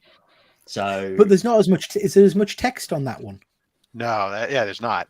It's just 4 panels. This is 6-ish condensed down into 2/3 of the. Yeah, it's hideous. I gotta say, I love this cover. It's one of my favorites. It's just, I concede, and I can also absolutely agree with everything you're saying. It all makes perfect sense to me, but I just love it. I love the fact that there's a bike taking up half the fucking page. And I just everything about it is it screams old comic to me, and I love it. So that's the thing. Like for me, I say the same thing. I think it doesn't feel like a Marvel comic to me. Almost, it almost feels like an anthology type comic that you get, where you get like 5 or 6 stories in it. And with those kind of books, you want to see the 5 stories shown on the front cover. So that's kind of how they would have to display it in order to get that information to you. but it just feels weird on a Avengers Even cover. if, even when you go back and you look at some of like the Marvel anthologies that they did, where they would reprint 4 different books, stuff, the covers are much cleaner and simpler and convey that. Then this just I don't know. When I look at it, it's just somebody stuck a bunch of stuff in a blender, stewed it up, and then dumped it on the cover and said, "Here you go." It does feel like that, like, plus shocking guest part should be at the bottom of the page. Like, why is that being shunted not up? the X-Men bit. Yeah. But what I will say is it's got Jessica Drew there in that Spider-Woman costume, and I love that costume. That's one of my favorite costumes. Elementally, some of the segments are perfectly fine. Yeah. It's just all of it together is a lot. Yeah. And I think a lot is Mystique's first cover appearance as well? Yes. Or am I making that up? I think you're correct. Is that not in a Miss Marvel book? Or is that a That's first? her first appearance. cover appearance. Yeah.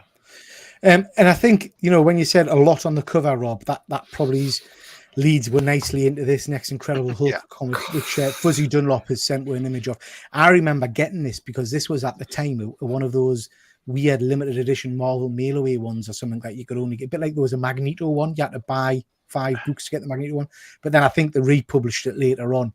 But it was an embossed cover from memory. It's just frigging all over the place. This isn't is it? hideous. There is, but then the question becomes how I didn't know that Venom could fight somebody from behind his back. Yeah. Oh yeah, he's very talented. Yeah. I mean, I put my arms back. But you Maybe think he's not back then, all the fighting. Maybe he's proportions- stuck, and the Hulk's like breaking his way in to get him. Yeah. It's just what did you say, Charlie? It's like all the proportions are just all over the place. Yeah. Like Maybe he's just having to lie down. That like he's in a hammock. That right thigh of Venom. I was just thinking that right thigh. It's huge. Yeah. Beckerman's pointing out he's got spider sense, Rob. That's how he's fighting him backwards. And his poor man, those for somebody who's got a symbiote that can form any shape, man, the way he forms pointed shoes, I mean, that's just like uncomfortable on your toes. Yeah.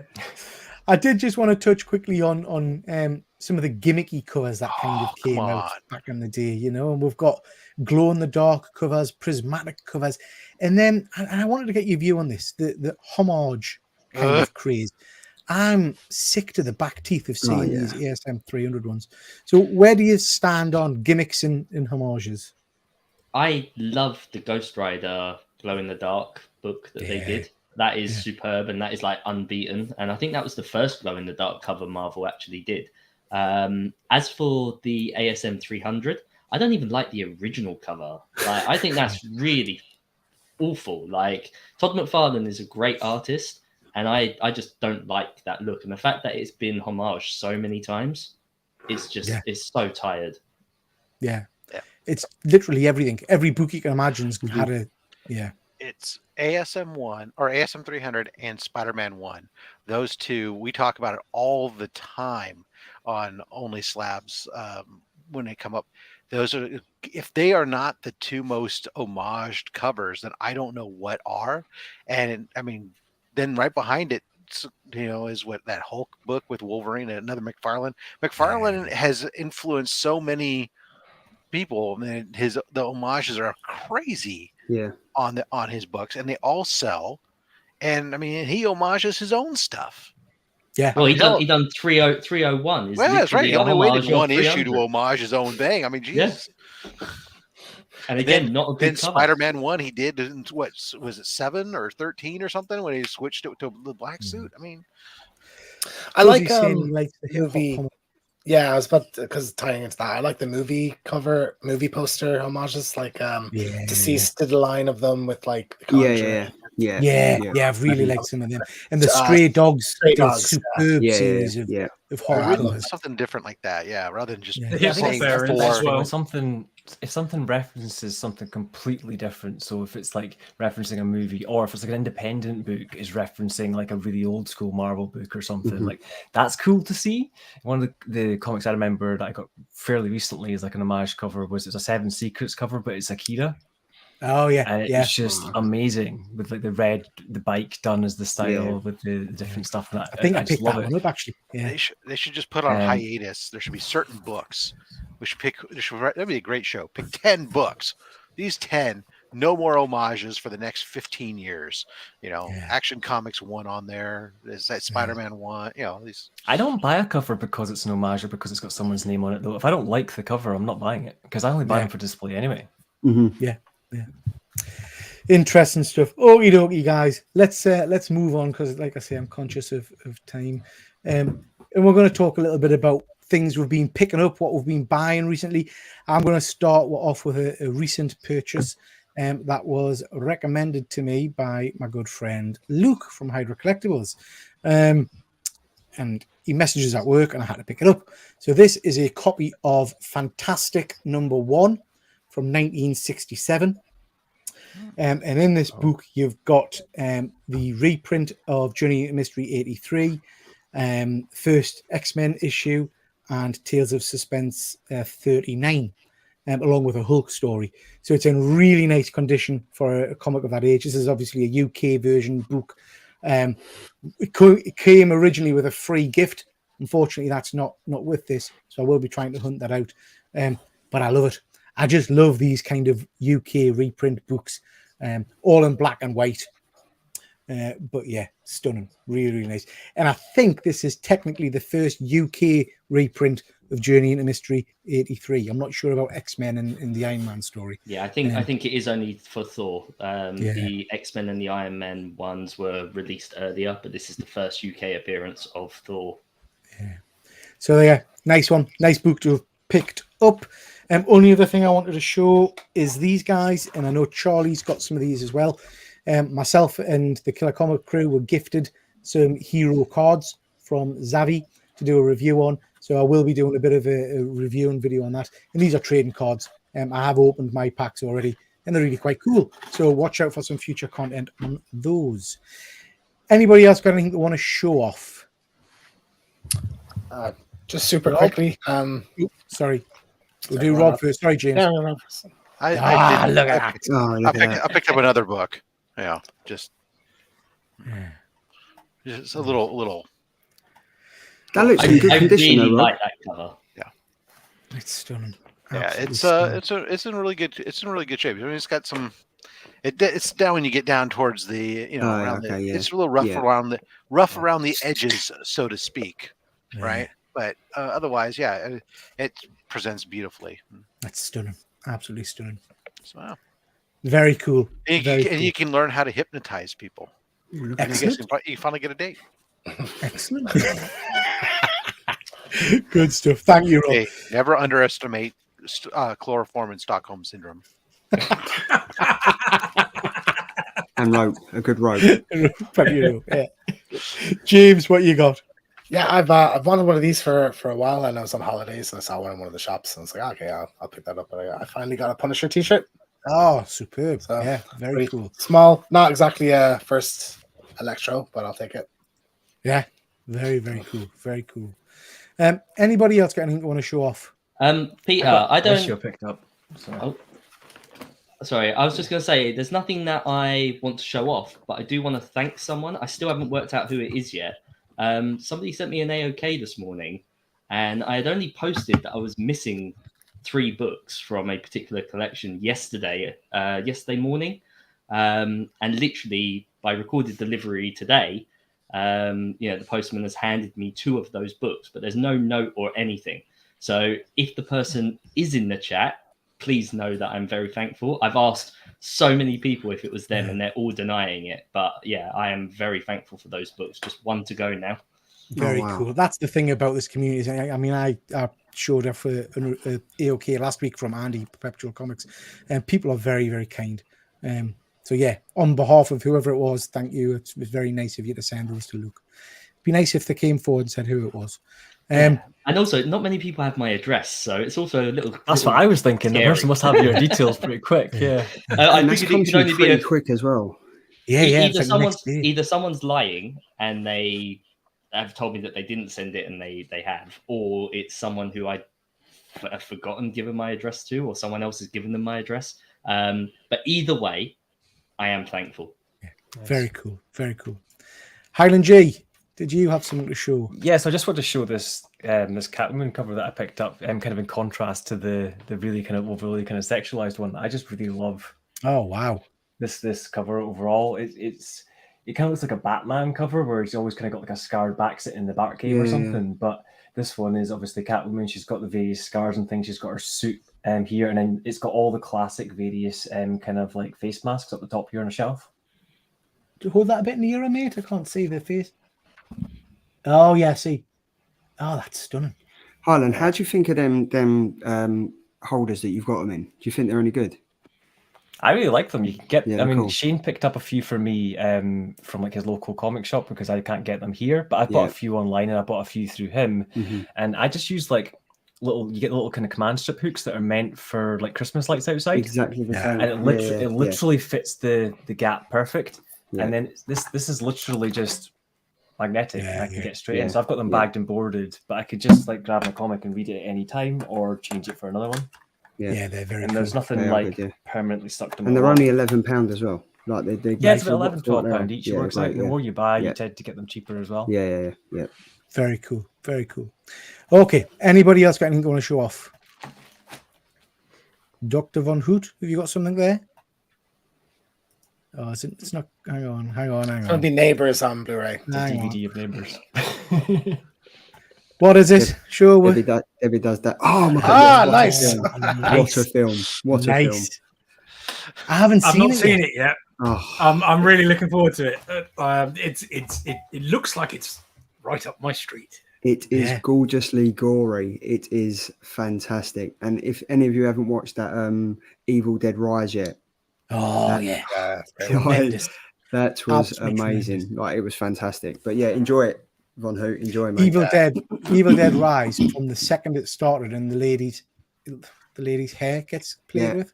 It was like straight away. This is funny. And did you know the eyeball scene was voiceovered by Ash? Yeah, that was great. Yeah, when they were listening to the machine. No, when she's eating the eyeball, it's Bruce Campbell biting into an apple. Oh, I didn't know that. Yeah. And you met the writer, didn't you, James, last week? Writer and director, Lee Cronin. He's an Irish director, cool. but I've been a fan of him for a while, and I got to meet him last week after being Planet. So it's a nice guy. Cool. The Evil Dead Rise was one of the. I think I love my horror films. Like I don't go to bed till like 2-3 o'clock in the morning, and I can only relax by watching a horror film because my wife doesn't like them, so I'll either have to lay in bed next to her watching them. It was fantastic. I honestly just loved it. I thought it was great. Phil, all righty, folks. Sorry I couldn't make it. I was busy being spanked. Okay, so why not? Too much information, Phil. It is Saturday night. Why not? Moving on the chat. Nobody's got anything else to show, no? Yeah. Good stuff. Okay. Moving on to the bit of the show where we'll talk about what we've been watching recently. So we're going to cover a few things that have been out in trailers and a few shows that people have watched. I just want to start off by mentioning this. The reviews for Indie are starting to come in, and it's not favourable, I have to say. I'm not sure that anybody was really surprised by that, mind. I'm still going to see it. You guys all going to see it, I presume? Yeah. I'll wait for it to come on Disney Plus, and if it's that bad, they'll take it away. Yeah, I mean, I'm excited for it. I love Indiana Jones. It's just sort of a shame because they made this to like make up for the fact that the last one was really bad. So if this one's really bad, and that's the end of it fully because Harrison Ford's not doing another one. It's just sort of it's a real shame, I think. Yeah. Fingers crossed. I mean, I don't tend to trust what reviewers say anyway, so fingers crossed it's decent. James, you sent us these that you've watched recently. Oh, you've seen Sisu. Oh, I have really seen want to Sisu. see that. I'll start with that. I went to a preview screening, a limited screening for Sisu. It's bonkers. Like, it's absolutely fantastic. It's sort of like, it's about gold prospector in World War II, and he gets kind of into an altercation with some Nazis, and it's basically like John Wick-esque, I guess. But it's just like relentlessly gory and fun and over the top and pulpy. It's just like a really good time watching this one. So yeah, I'd strongly recommend that one. Very little dialogue in it. it's very like there's some Tarantino-esque elements to it as well. I think some really great performances as well. So yeah, it's a definite recommend. I think Peter, it's right up your alley, certainly. Yeah. I mean, I love the trailer, so yeah, this is the one that I'm definitely going to be watching. Yeah, definitely some good surprises in it. Like it's a good one. Like something I walked into it having not seen any trailers or anything, and I was like, oh, this is not what I was like expecting this movie to be. So yeah, that's one I definitely recommend that one. We've had a bit of a running joke for a while, Peter, that I hadn't watched Andor, despite being a big Star Wars fan. So I finally watched it. It is amazing, like one of the best Star Wars things ever. I think I love the tone of it, the maturity, how serious it takes itself, the politics of it.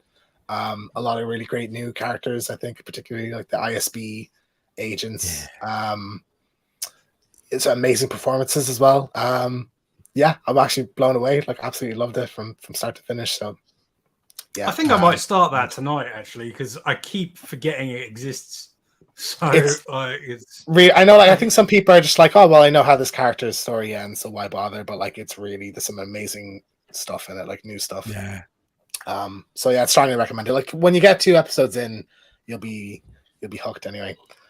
And then just because I've been in a big Star Wars mood, I decided to give Tales of the Jedi a watch. So I haven't seen this yet, but this is like a kind of there's sort of 2 arcs. It's like a mini story, but one follows Ahsoka and one follows Count Dooku, like in his younger years. I just watched the Dooku parts, so I haven't gone back to the Ahsoka episodes yet.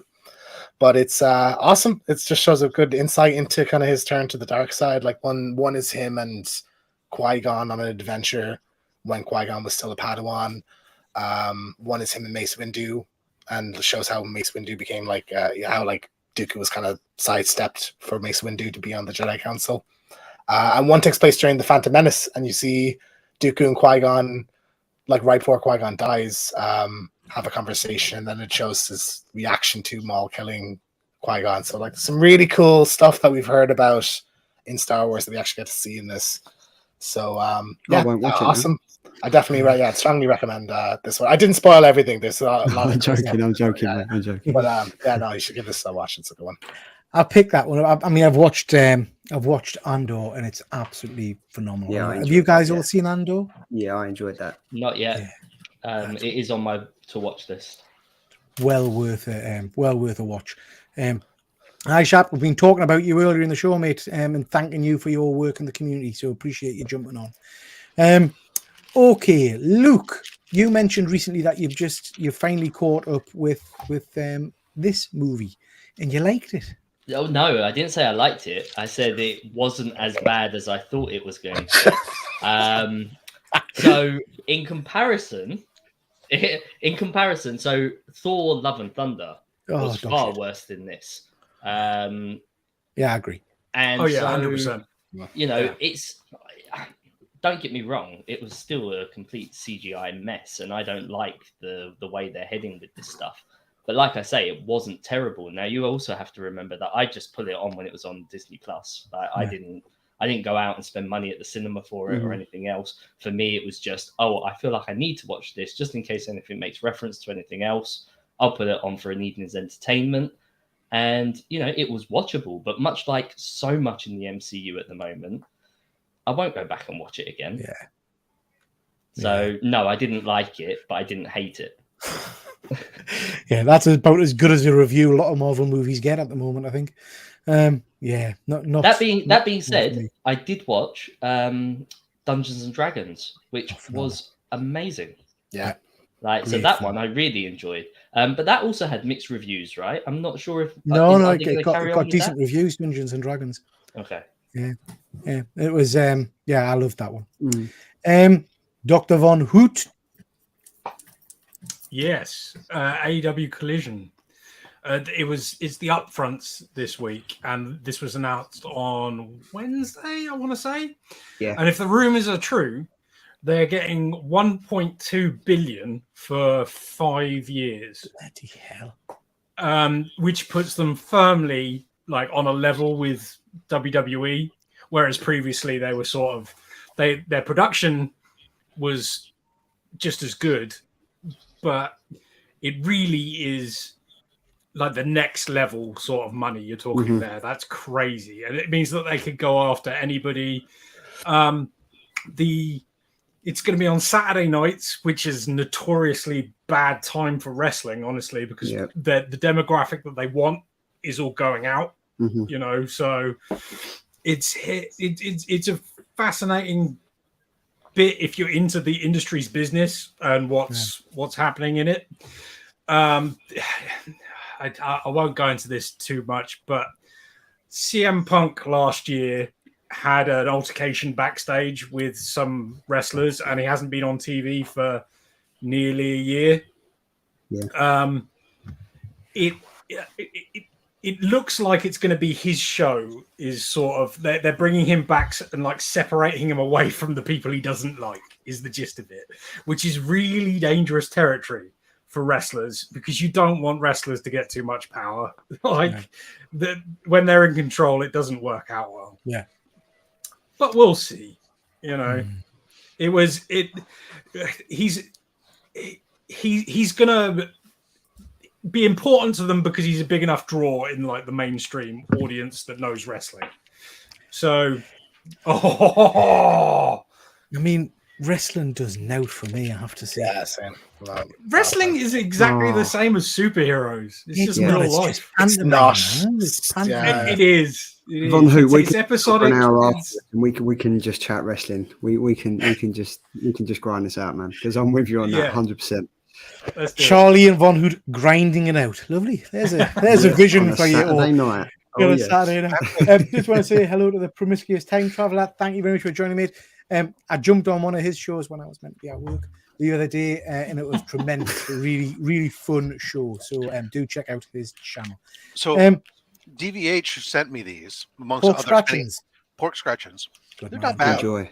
You know, I like pork rinds here in the U.S. So it's very similar. Although I do have to love any product that says warning, only suitable for those with healthy, strong teeth. Although every care has been taken to remove bones, some may remain. Nice. It's just to cover their ass, just in case. That's how we get dead bodies out It's of the mainly UK. ass. I recently had a chicharron, which is like a kind of pork rinds in like a burrito, like in a Mexican restaurant. It's really good. Nice. Just I don't know. Fuck me. I guess I won't interject anymore then. God. We'll add that next week. The review restaurant on breakdown. I've still not got over you, James, taking me to that restaurant in London we went to, which you told us was the best Indian restaurant or restaurant. And when we sat down, the fried chicken one or the Thai one? No, the man was clearing his nasal. Listen, it was the best reviewed restaurant in the area, okay? And the food was really good. It was just that the waiter Covered did in like stuff, did a gauzy like that. It was disgusting. Like the place was empty, and I was like, oh no. But the food was nice. It was actually tasty. Yeah, you Forget flavor. Now you know where the flavor comes from. Exactly. I wanted to mention this. Fuzzy's been talking about this for a while. History of the World Part 2. I know Rob's watched some of it, I think. I watched the full series. Childish, juvenile, ridiculous, absolutely stupid. Shadow of the original. I loved it. Is this Mel Brooks? Like it is. It's by no means. Is it? Yeah. He voices over. Oh, okay. I didn't know this was a thing. It's by no means a work of art, but it's an easy watch. It's something you can put on and just kind of watch. I love that original movie, so I'll give that a watch definitely. Yeah. It has got some funny bits. It's got some great guest stars in it. Jack Black's in it. There's a lot of big names in it. It's canny.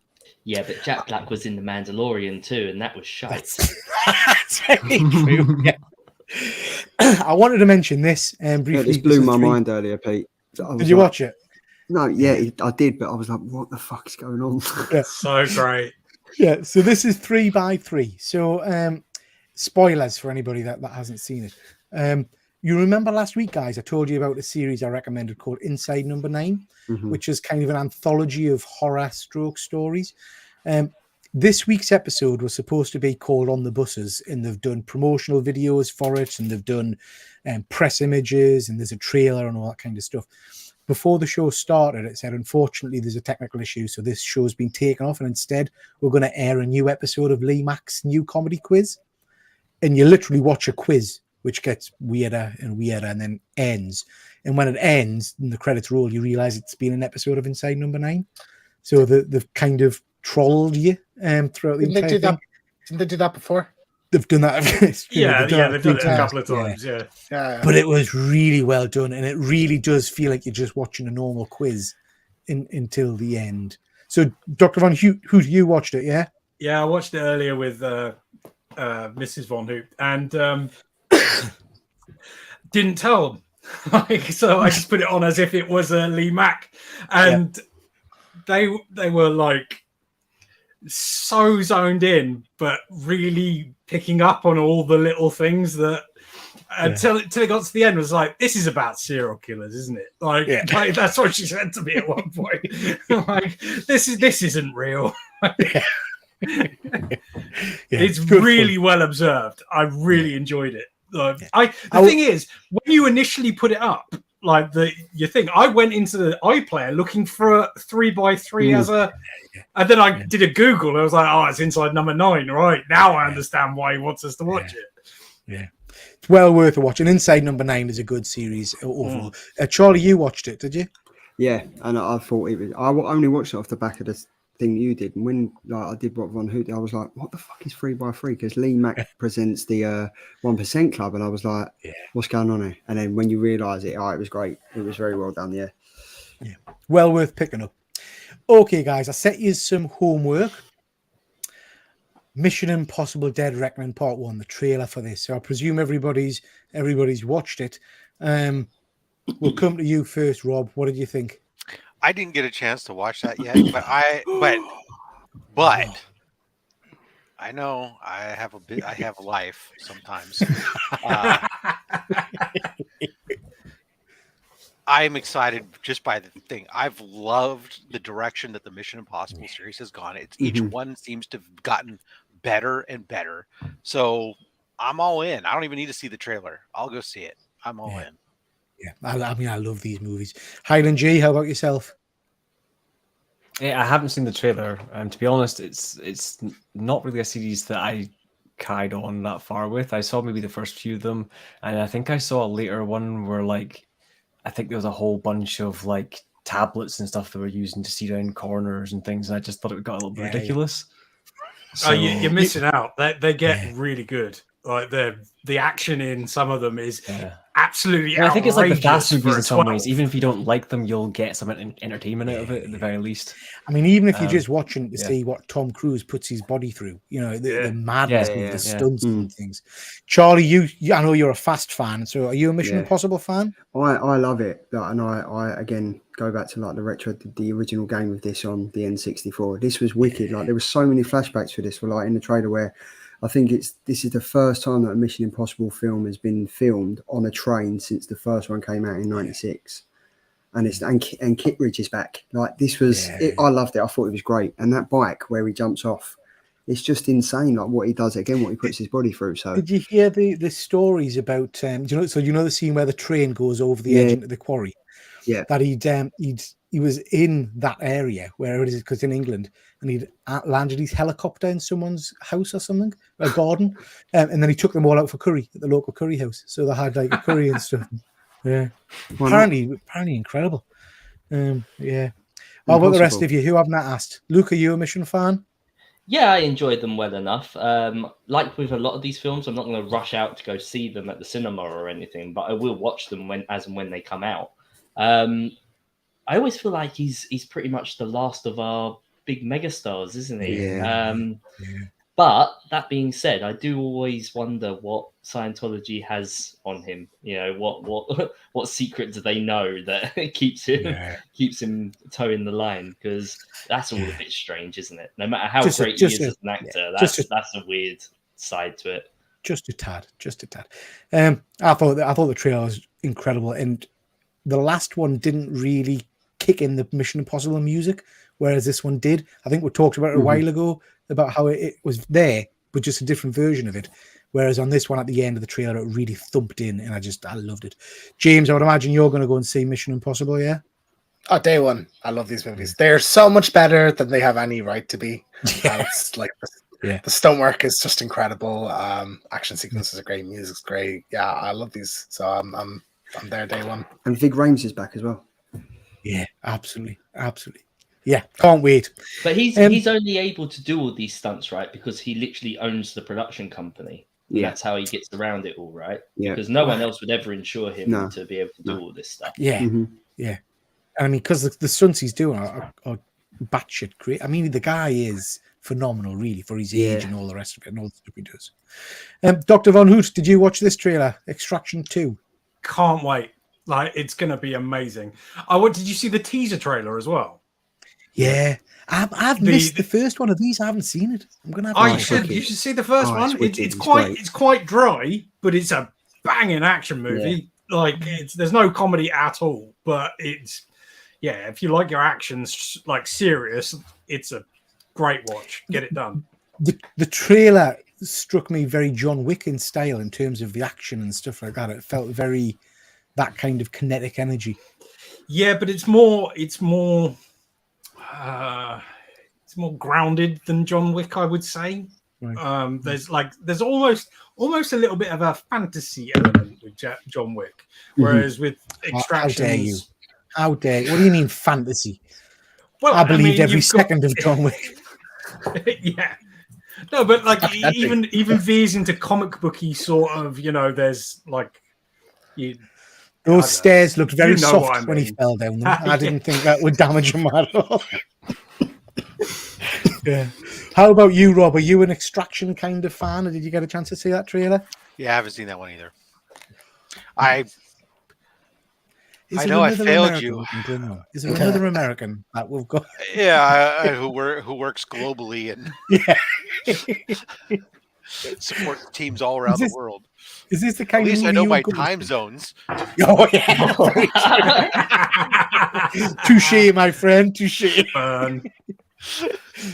So is this the kind of film you would go and watch? I presume, based on the actor and what I'm hearing you guys say, it sounds like an action film. It'd be fun. Sure. Yeah. I think it looks pretty cool. I mean, it's on Netflix, so why not? It depends on whether I have my subscription active or not. Yeah. Highland G, are you familiar with Five Nights at Freddy's? Yes. Have you seen this trailer? Are you aware that they're making it into a movie? I haven't seen the actual trailer, but I've seen like screenshots that they were making it into a movie. Yeah. I mean, I've not heard of Five Nights at Freddy's at all, but I watched the trailer, and it looks pretty cool. Charlie, you've seen the trailer, haven't you? Yeah, I played the games as well, and they're good games. Yeah, they're good games. I mean, I think they're rated. James, correct me if I'm wrong. If you've played it, they're 12, aren't they? 12. I think so, because they're just scary. They're not violent or anything. Yeah. And like it's weird. Like if you go into Smith's Toys, there's Five Nights at Freddy's stuff. Like there's a Five Nights at Freddy's aisle. Like kids really like the design of the. Oh, I didn't know that. I always thought they were really hardcore. Like no, it's more like implied that they kill you. Okay. Like, it's usually they just scream at you and jump out, like jump scares and stuff. Like it's not very violent. I don't know if the movie will take that route. But yeah, no, I'm really stoked to see this. Like I think it's going to be really good. It's they are very scary games. I hope the movie kind of captures that. It looks like it is. It's got the vibe down, definitely. But Pete, it is the same with what you said. It is like Willy's Wonderland that came out in 2021. Nicolas Cage. Yeah. There we go. Look, it is very much like that. I mean, I was surprised because I haven't seen any of Freddy, and then literally the trailer, straight away I thought this is Willy's Wonderland, which by the way is a phenomenal Nicolas Cage movie. Yeah. Chuck E. Cheese monsters, that's it. I'd seen these figures as Funko Pops before in the store. Had no idea what they were a part of. I was interested to hear they're part of the game. I actually watched the trailer. Again, it's not really my normal go-to. Really great cast though. Matthew Lillard, Josh Hutcherson. There's a couple others in there as well. Yeah, so it's gonna be good. Luke, what did you think of it? I actually don't know a great deal about this franchise. Same. I picked up a job lot full of toys once, and there was a load of these figures within it, and they sold for really good money. But that is all I know about it, really. I don't know anything else about them. I looked it up once to see what they were, realized it was some sort of computer game, and then just sold the toys on. Yeah.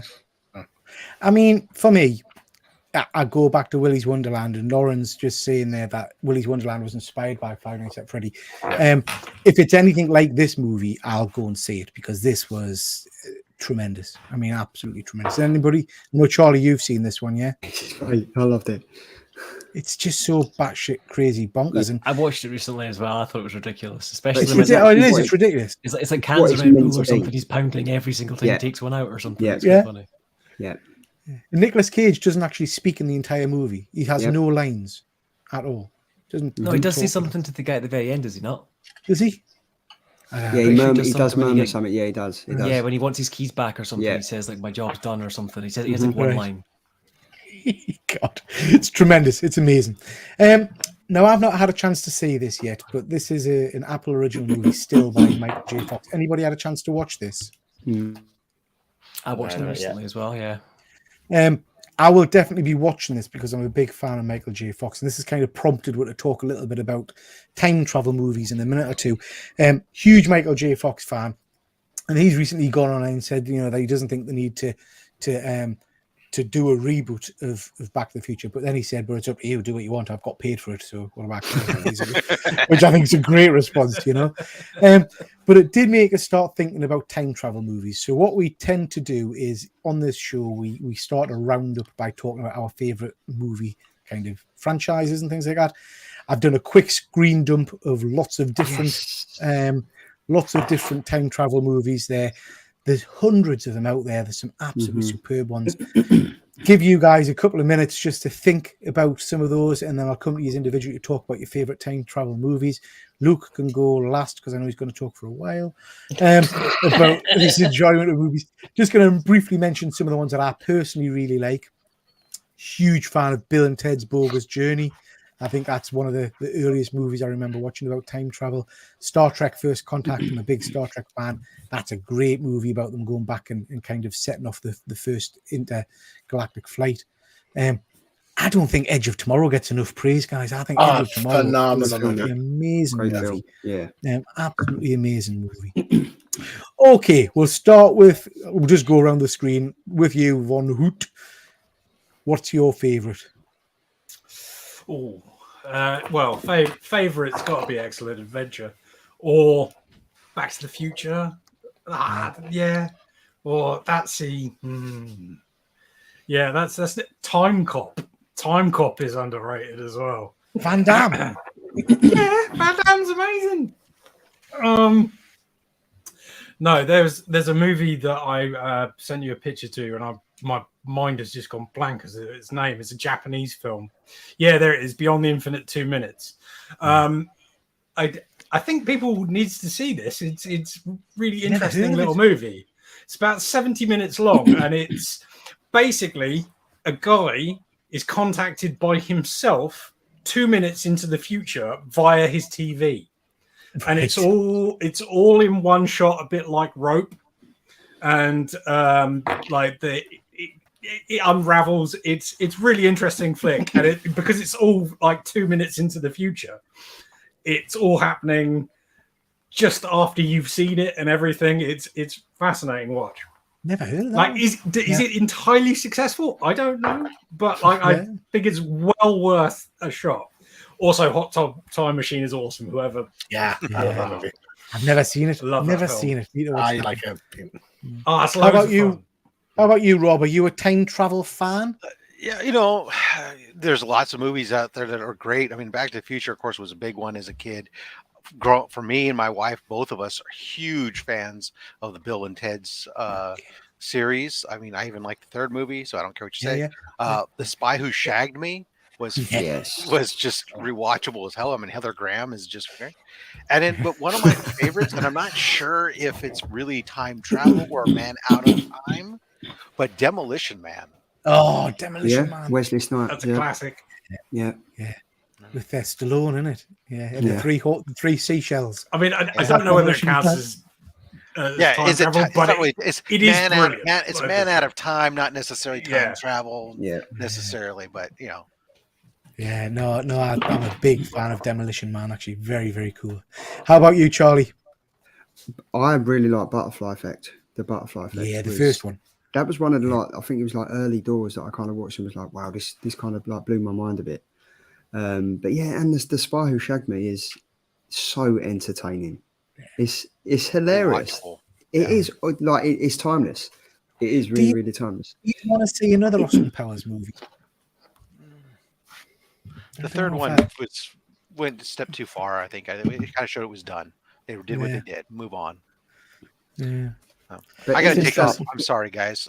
Thanks very much, Rob. Guys, so everybody knows, I'm sorry to jump out of line here, but make sure you tune in to Only Slabs next week when our man Triple G Comics here will be the guest on Only Slabs, 7:30 p.m. British summertime.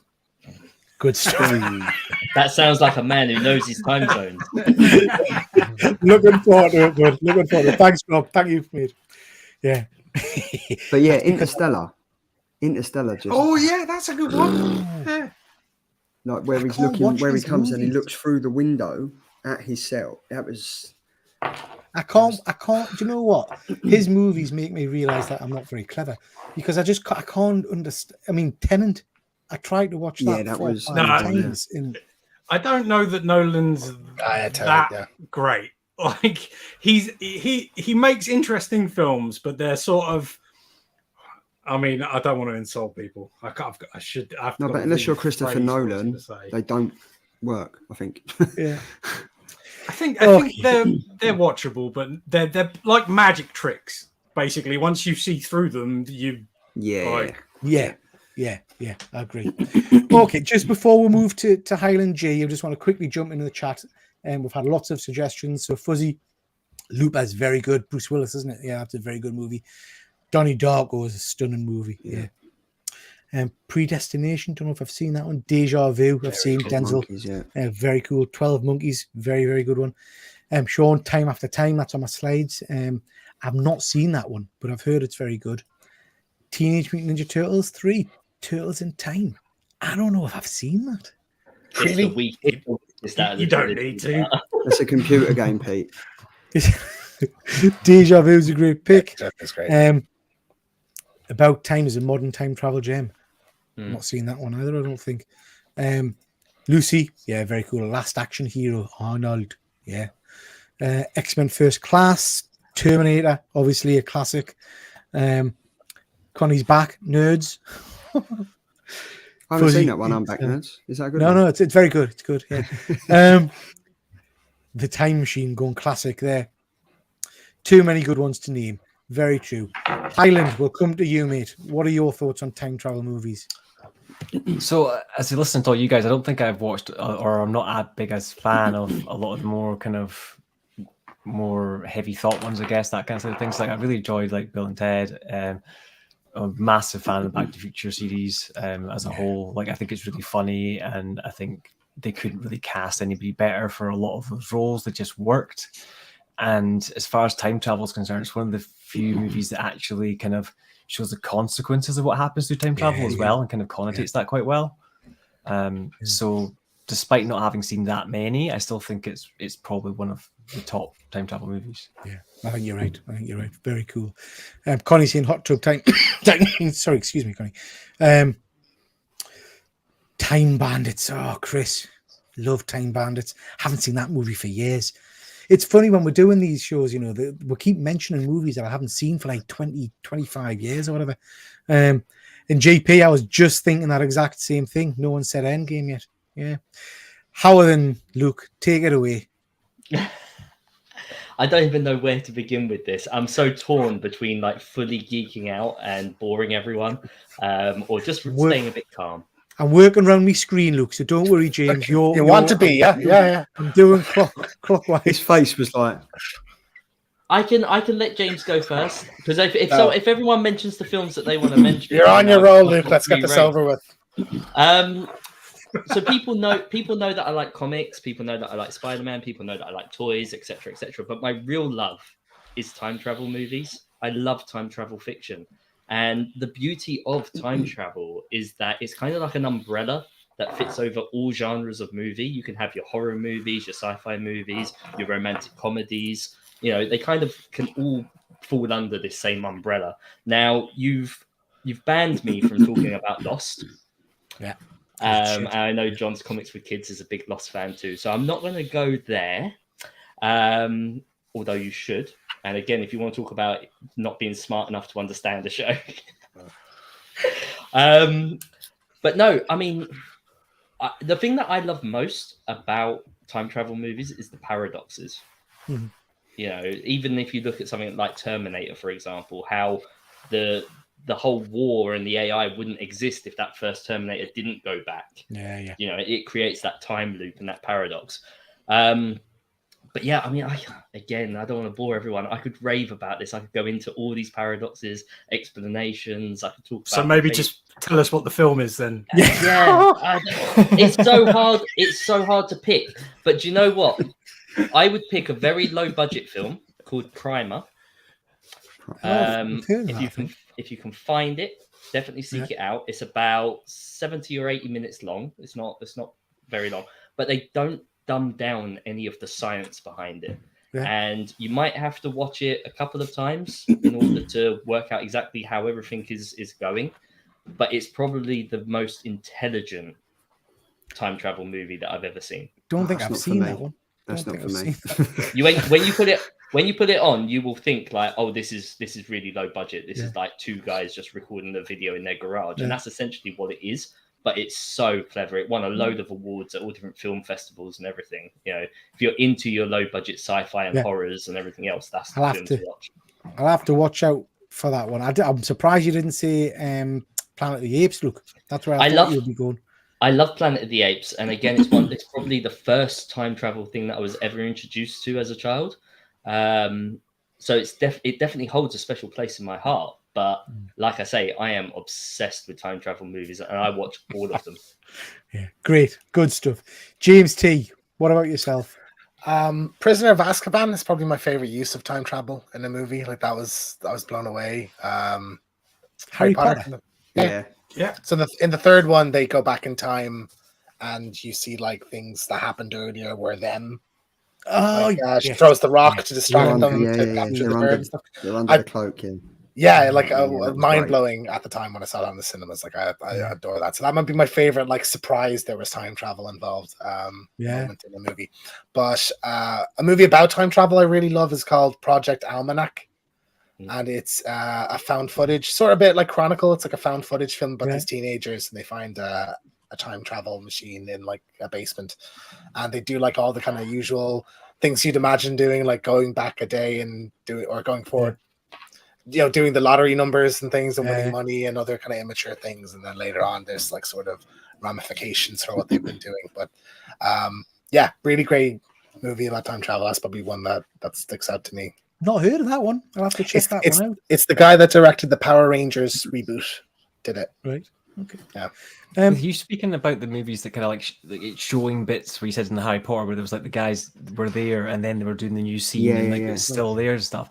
It reminds me when they did the 12 Monkeys as a TV series, because almost every episode re-looped on itself. Right. And like they always had bits in the background all the way through it. Yeah. So there's pretty much 3 different types of time travel in amongst all these movies. One of them would be your light speed, where it's literally someone traveling so fast that they age differently to everyone else, and that would be like your Planet of the Apes and your Interstellars. Then you've got kind of what James was referring to with the Harry Potter stuff, which is whatever happened, meaning that if you go back in time, that was always what was going to happen. If you went back to replace Hitler with a different child in the hope that you would stop everything from happening, that is the Hitler that you've put there. Do you know what I mean? Like it would always be that way. And then you've got like the multiverse and the do-over stuff, which is like your Groundhog Days, where you get stuck in a loop and it's like a video game, and you just keep restarting until you can eventually break free, which obviously creates your whole multiverses and your end games and everything else. See, every time the popular show starts to do the time loop thing, I just want to switch off. I can't be dealing with it anymore. Do you know what I mean? Because a lot of shows kind of use that as a popular kind of... Well, so Groundhog Day was obviously like the first one, right? And that's what everyone refers to now. They go, oh, it's like Groundhog Day. But then they done Happy Death Day. Happy Death Day to You was almost... I couldn't remember if that had like actual time travel in it. I was nearly going to put that as one of mine. What was that one? Talking about doing a third one. Happy Death Day. She dies every day. You, me or James? Happy Death Day. What are you? Who are you taking the piss out of? Me or James? Happy Death Day, yeah. Death. As in, oh, it's in Death. death. Oh, I'm the fool now, anyway. I wanted to mention this one as well because I think this is an incredible movie. Frequency. I don't know if you guys have seen that. Mm-hmm. Yeah, that's a very, very cool one. And Fuzzy sent this image in of Outlander. Not a show that I've seen. I haven't watched Outlander yet. I didn't know No, there was I've not time seen travel that one. involved in that show. I thought it was just a history Yeah. show. So I don't know much about that one, but Fuzzy said it's good, and I often go on to Fuzzy's recommendations, so I'll check that out. So is that on Disney? Is that on Disney? Because that's Stars. I think so. Yeah, I think so. Yeah, and you cannot not mention No, that's Quantum Stars. Like, Yeah, it's different stars. it's a TV channel. is It's it? not Stars. Okay, Like, right. Well, Fuzzy's watching it, so Fuzzy, let me know where you're watching Outlander, and then Quantum Leap. Love Quantum Leap. So What a I show. love Quantum Leap as well, but my God, if there was one show that couldn't decide how this science actually works, because in some episodes it's just his mind that is in a different person, and it's all to do with the other person that's in the room, the room in the future, wherever like he's meant to be. And then sometimes it's meant to be like a physical change where, it is Didn't it actually used to be on different. Bravo? Was it Bravo or something it used to be on? Or Bravo or Channel 5 or... Something like that, yeah. It was back in the day, it was BBC Two or something. And then it came yeah. I've not watched the reboot yet. I'm not sure if I'm gonna watch that. John's Comics is just saying there that Outlander's the woman who is from the 50s traveling back to the era of Scottish independence. Interesting. And yeah, Quantum Leap, just I love it. Absolutely love Quantum Leap. One of my favorite movies. Right, guys, before we move on to the last kind of thing we're going to do, I just want to quickly go around and see what people are doing. So we'll start with myself. Monday, we've got our top 3 scenes from Marvel Phase 1. Myself, Efren, and James are going to be picking out our favourite scenes and one of our worst scenes. So looking forward to that. GP Venom is doing an Immortal Hulk review on Tuesday night at 8 o'clock. So please try and make sure you read that and catch up with that. And he's got a graphic novel haul video out at the moment, so check that one out.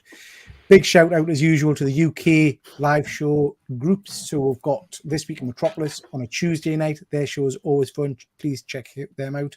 We've got the Nerd Herd on a Wednesday. This week, the review in Relentless, which is an amazing book, so check that one out.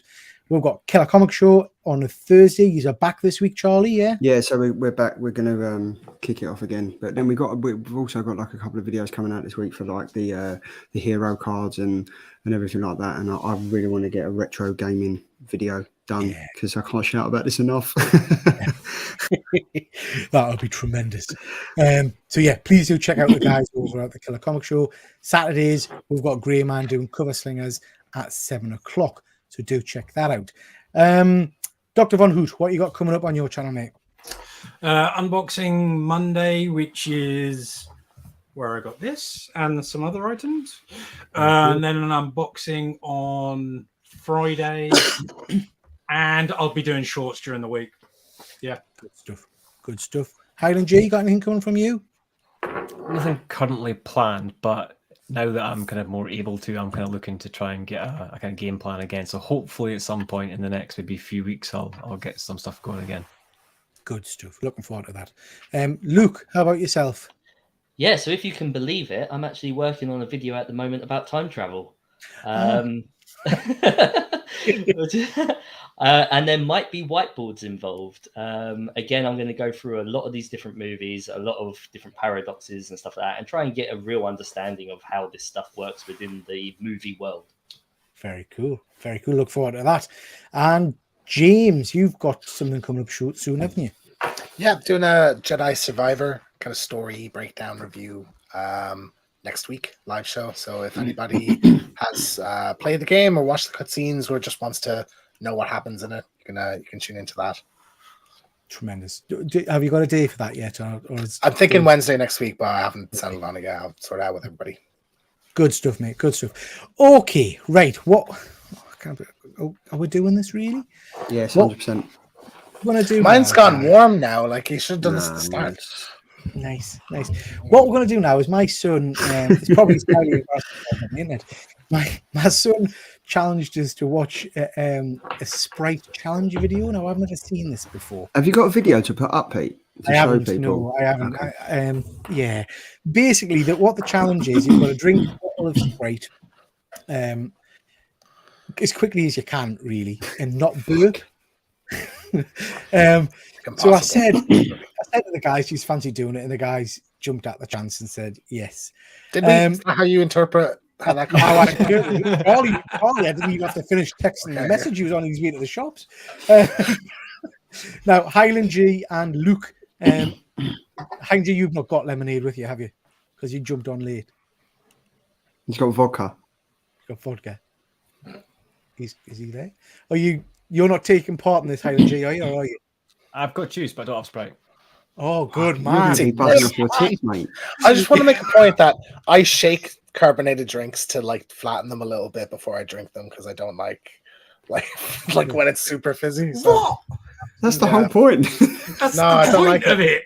I like Like, flat, I that's You're nice. supposed to like it. Like that's Hey, I'm going to do it with water instead. Is that all right? Okay, guys. So basically, like I say, all you've got to do is drink your drink as quickly as you can, but without burping. All right.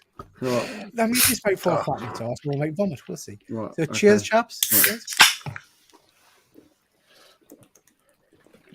Oh, it is warm.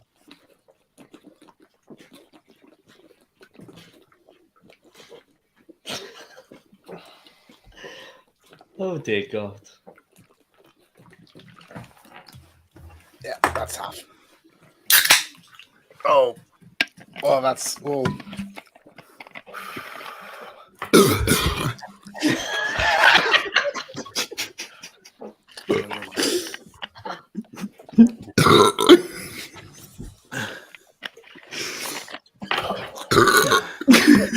Jesus. Control yourself, Charlie. I haven't finished what you're making us laugh. It's gone. I can feel it like it wants to go. But I'm just not letting it. You guys are going It's to coming. be very uncomfortable later.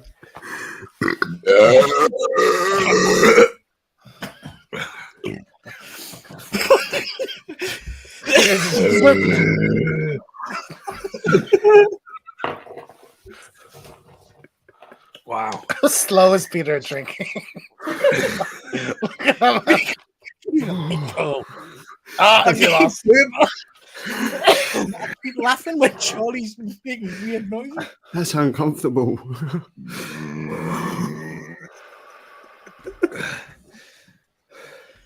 Oh. I'm actively trying now.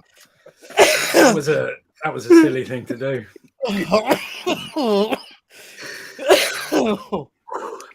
Okay. Wow. That was. My eyes are hurting. Your eyes hurting. Who thinks of this shit?